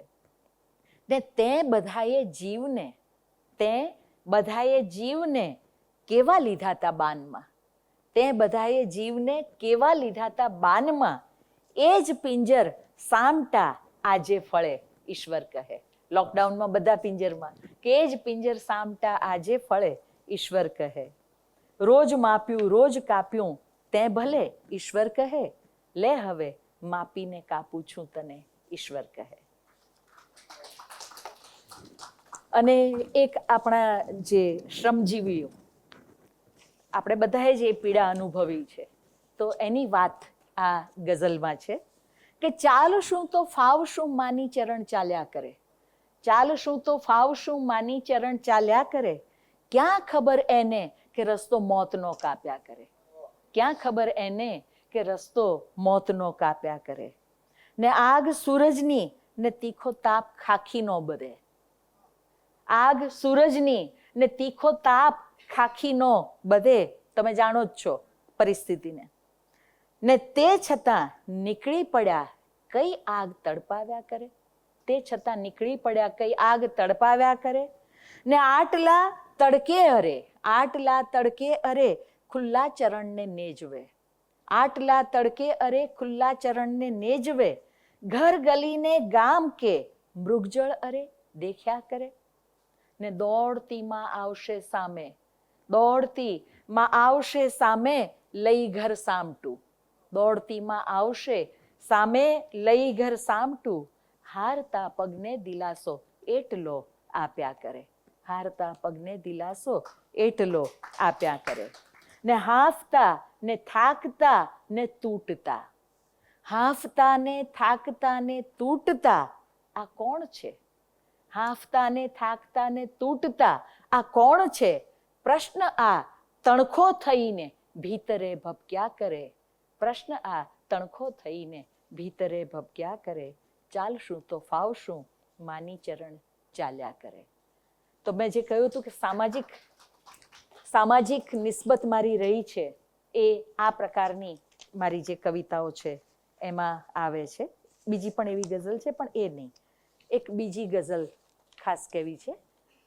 અને હું એમ કહીશ કે આ ગઝલના જે શેર છે, અહીંયા ભાવેશભાઈ બેઠા છે, એમને પણ ખબર છે, બીજાને પણ ખબર છે કે પહેલો શેર એની રીતે જ ઉતરી આવે છે, પછી પાછળ બીજું બધું જ એની રીતે આગળ ચાલે છે, પણ પહેલો શેર તો અચાનક જ આવે છે એ રીતે કે નથી જેના ઉપર છત આભ એને રોજ ધમકાવે, નથી જેના ઉપર છત આભ એને રોજ ધમકાવે, ભલે હો ફાંકડા રંગો છતાંય એ જ ફફડાવે, ભલે હો ફાંકડા રંગો છતાંય એ જ ફફડાવે. ને સવારે રોજ આવીને પૂછે છે મોજથી અમને. કોઈ આપણને પૂછે કેમ છો તો મજા આવી જાય, એમ કે સવારે રોજ આવીને પૂછે છે મોજથી અમને, રૂપાળા વસ્ત્રમાં આવી પીડાઓ દ્વાર ખખડાવે, રૂપાળા વસ્ત્રમાં આવી પીડાઓ દ્વાર ખખડાવે. ભભક રંગોની લઈ આવી વસંતે કામ શું કીધું, કરી તાજા જખમને એ ઉપરથી મીઠું ભભરાવે, કરી તાજા જખમને એ ઉપરથી મીઠું ભભરાવે. ને જુઓ કાપી ફરી આવી ફરી બાળી છતાં આવી, જુઓ કાપી ફરી આવી ફરી બાળી છતાં આવી, નમૂળી વેલ ઈચ્છાની, નમૂળી એટલે અમરવેલ જેને કહીએ છીએ, બીજાને શોષીને જીવે છે, કે નમૂળી વેલ ઈચ્છાની વધીને રોજ ભરમાવે, નમૂળી વેલ ઈચ્છાની વધીને રોજ ભરમાવે. ને વગર દાંતે મૂકીને બોર મોંમાં વૃદ્ધ કામલ કે, વગર દાંતે મૂકીને બોર મોંમાં વૃદ્ધ કામલ કે, હશેના સ્વાદ બોરાનો હૃદય શૈશવને મમળાવે, હશેના સ્વાદ બોરાનો હૃદય શૈશવને મમળાવે. ને મળ્યું ઘર ગાર માટીનું, નશ્વર, મળ્યું ઘર ગાર માટીનું ને દીવો શબ્દ ન બળતો, મળ્યું ઘર ગાર માટીનું ને દીવો શબ્દ ન બળતો, ગયા ભવનો ચરુ ઉકળે કવિતા એ જ સર્જાવે, ગયા ભવનો ચરુ ઉકળે કવિતા. નહીં તો રાતે જાગીને લેપટોપમાં વાર્તા શું કામ લખે રામ, એમ બરાબર છે ને કે ગયા ભવનો ચરુ ઉકળે કવિતા એ જ સર્જાવે, નથી જેના ઉપર છત, આભ એને રોજ ધમકાવે, ભલે હો ફાંકડા રંગો, છતાંય એ જ ફફડાવે. અને એક બીજી ગઝલ છે, સમયને રોકવાનું આવડ્યું કોને, કહે મન હે. સમયને રોકવાનું આવડ્યું કોને, કહે મન હે. સૂરજમુખી બનીને તું સમય સાથે હસી લેને. સૂરજમુખી બનીને સમય સાથે હસી લેને. બધા દુઃખો કરી દે માત, એવી પળ તું ઝીલી લે. બધા દુઃખો કરી દે માત, એવી પળ તું ઝીલી લે. અભણ મન જે ભણાવે એ બધું ભણવાનું છોડી દે. અભણ મન જે ભણાવે એ બધું ભણવાનું છોડી દે. હતા એ છે અને રહેશે, હતા એ છે અને રહેશે, બધાએ હાથમાં નસ્તર. બધાને અનુભવ છે, બરાબર, કે હતા એ છે અને રહેશે, બધાએ હાથમાં નસ્તર. બચીને ક્યાં જશે તું, આ હૃદયને વજ્ર કરને રે. બચીને ક્યાં જશે તું, હૃદયને વજ્ર કરને રે. ને અનામી કેટલા ફૂલો ખીલે છે ને ખરે છે જો. અનામી કેટલા ફૂલો ખરે છે ને ખીલે છે ને ખરે છે જો. મુગટનો ભાર નાહક આટલો શાને ઉઠાવે છે. મુગટનો ભાર નાહક આટલો શાને ઉઠાવે છે. કોઈ વખત મારા વિદ્યાર્થીઓ બહુ નજીક આવ્યા હોય પછી કે બેન તમે હેડ છો, તમે ડીન છો, પણ તોય તમે પ્રેમથી બધાને બોલાવો છો. ત્યારે હું કહેતી કે ભાઈ શું લઈને જવાનું છે, બરાબર. તો એ કે કોઈ યુનિવર્સિટીમાં તો ડીનની ઓફિસમાં જવું હોય તો અમારે આમ બીતા બીતા જવું પડે. આ તો એક નાનકડો અનુભવ, પણ દુનિયાભરમાં બધે આવું જ છે. તો એના સંદર્ભે છે કે અનામી કેટલા ફૂલો ખીલે છે ને ખરે છે જો. મુગટનો ભાર નાહક આટલો શાને ઉઠાવે છે. અને દયાનું દાન કાં યાચે, દયાનું દાન કાં યાચે, હૃદય કમજોરની પાસે. દયાનું દાન કાં યાચે, હૃદય કમજોરની પાસે. અતળ તળથી ખુશી ફૂટશે, જીવનને થોડું ચાહી લે. અતળ તળથી ખુશી ફૂટશે, હૃદયને જીવનને થોડું ચાહી લે. સમયને રોકવાનું આવડ્યું કોને, કહે મન હે. સૂરજમુખી બનીને તું સમય સાથે હસી લેને.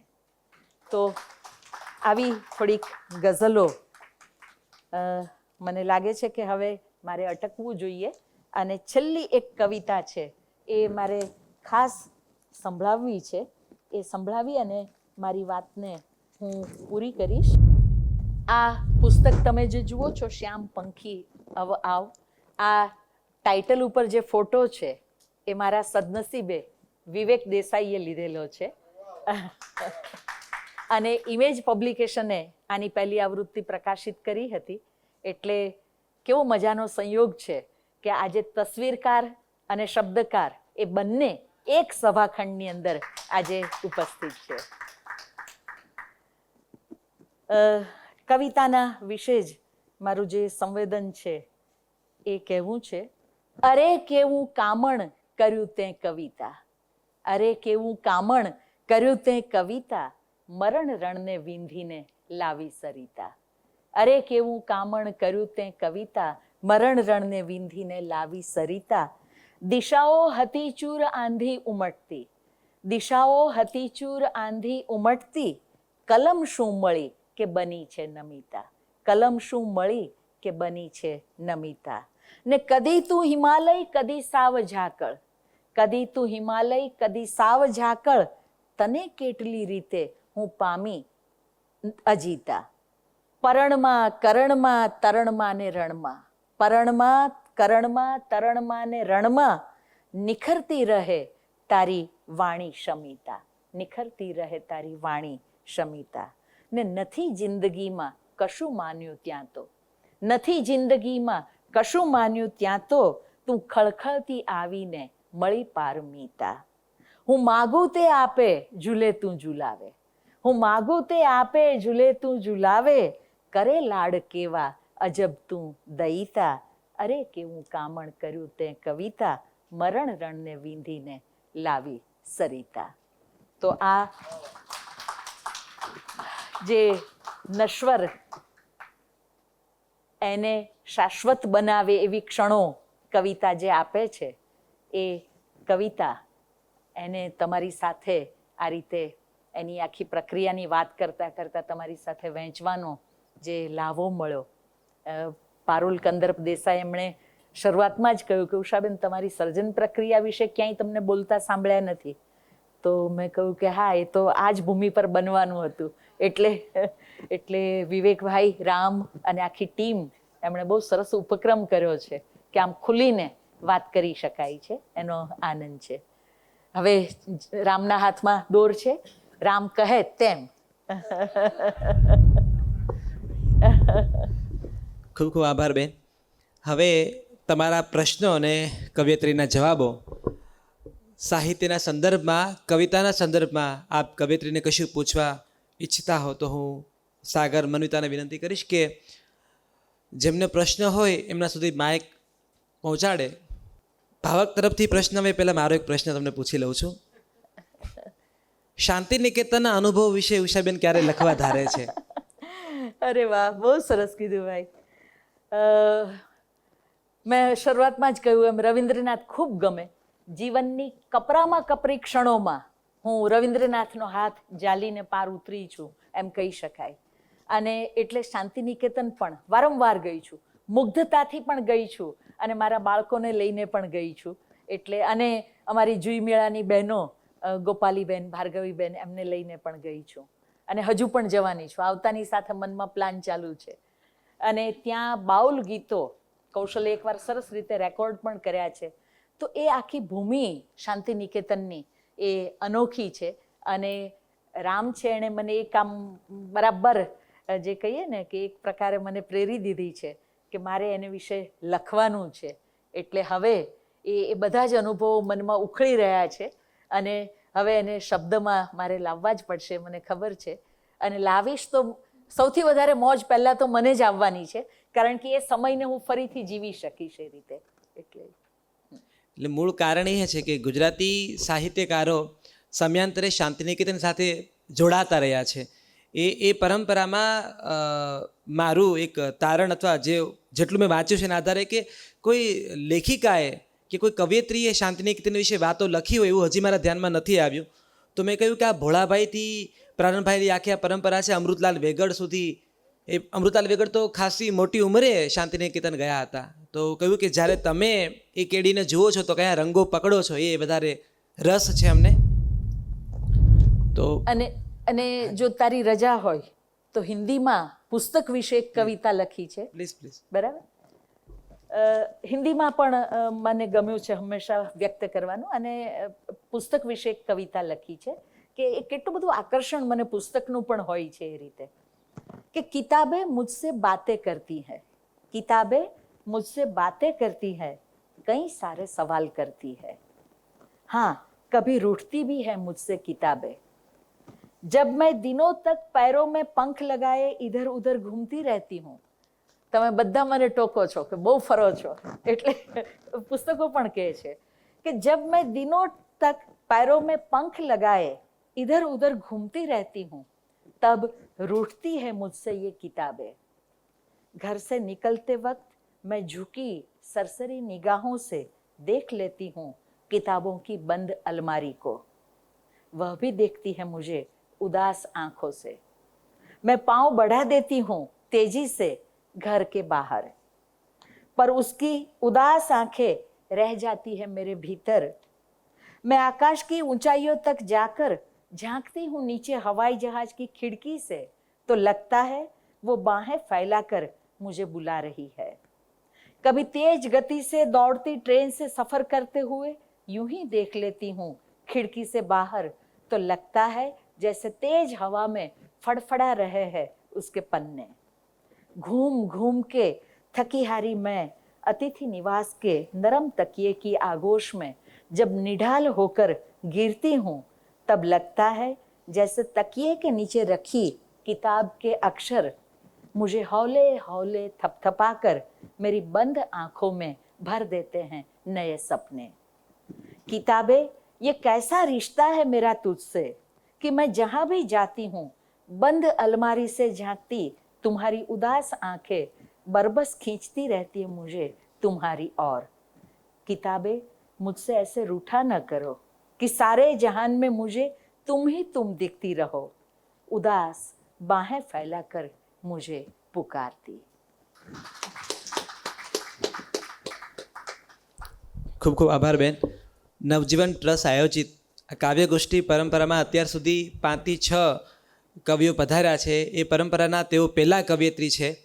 તો આદરણીય ઉષા ઉપાધ્યાયનો ખાસ આભાર વ્યક્ત કરું છું નવજીવન ટ્રસ્ટ વતી કે આપ અહીંયા પધાર્યા અને આપની કાવ્ય યાત્રાના અમને સહભાગી બનાવ્યા. અમારા મેનેજિંગ ટ્રસ્ટી વિવેક દેસાઈ ઉપસ્થિત છે, પરામર્શક કપિલ રાવલ ઉપસ્થિત છે. એ સાથે અમારી ટીમ સાગર, મનવિતા, મેહુલભાઈ અને એ દરેક સાથે મળીને આ કાર્યક્રમો સફળ રીતે, સરસ રીતે અમારા સુધી પહોંચે એ બાબતે કાર્યરત હોય છે. એમનો આભાર માનું છું.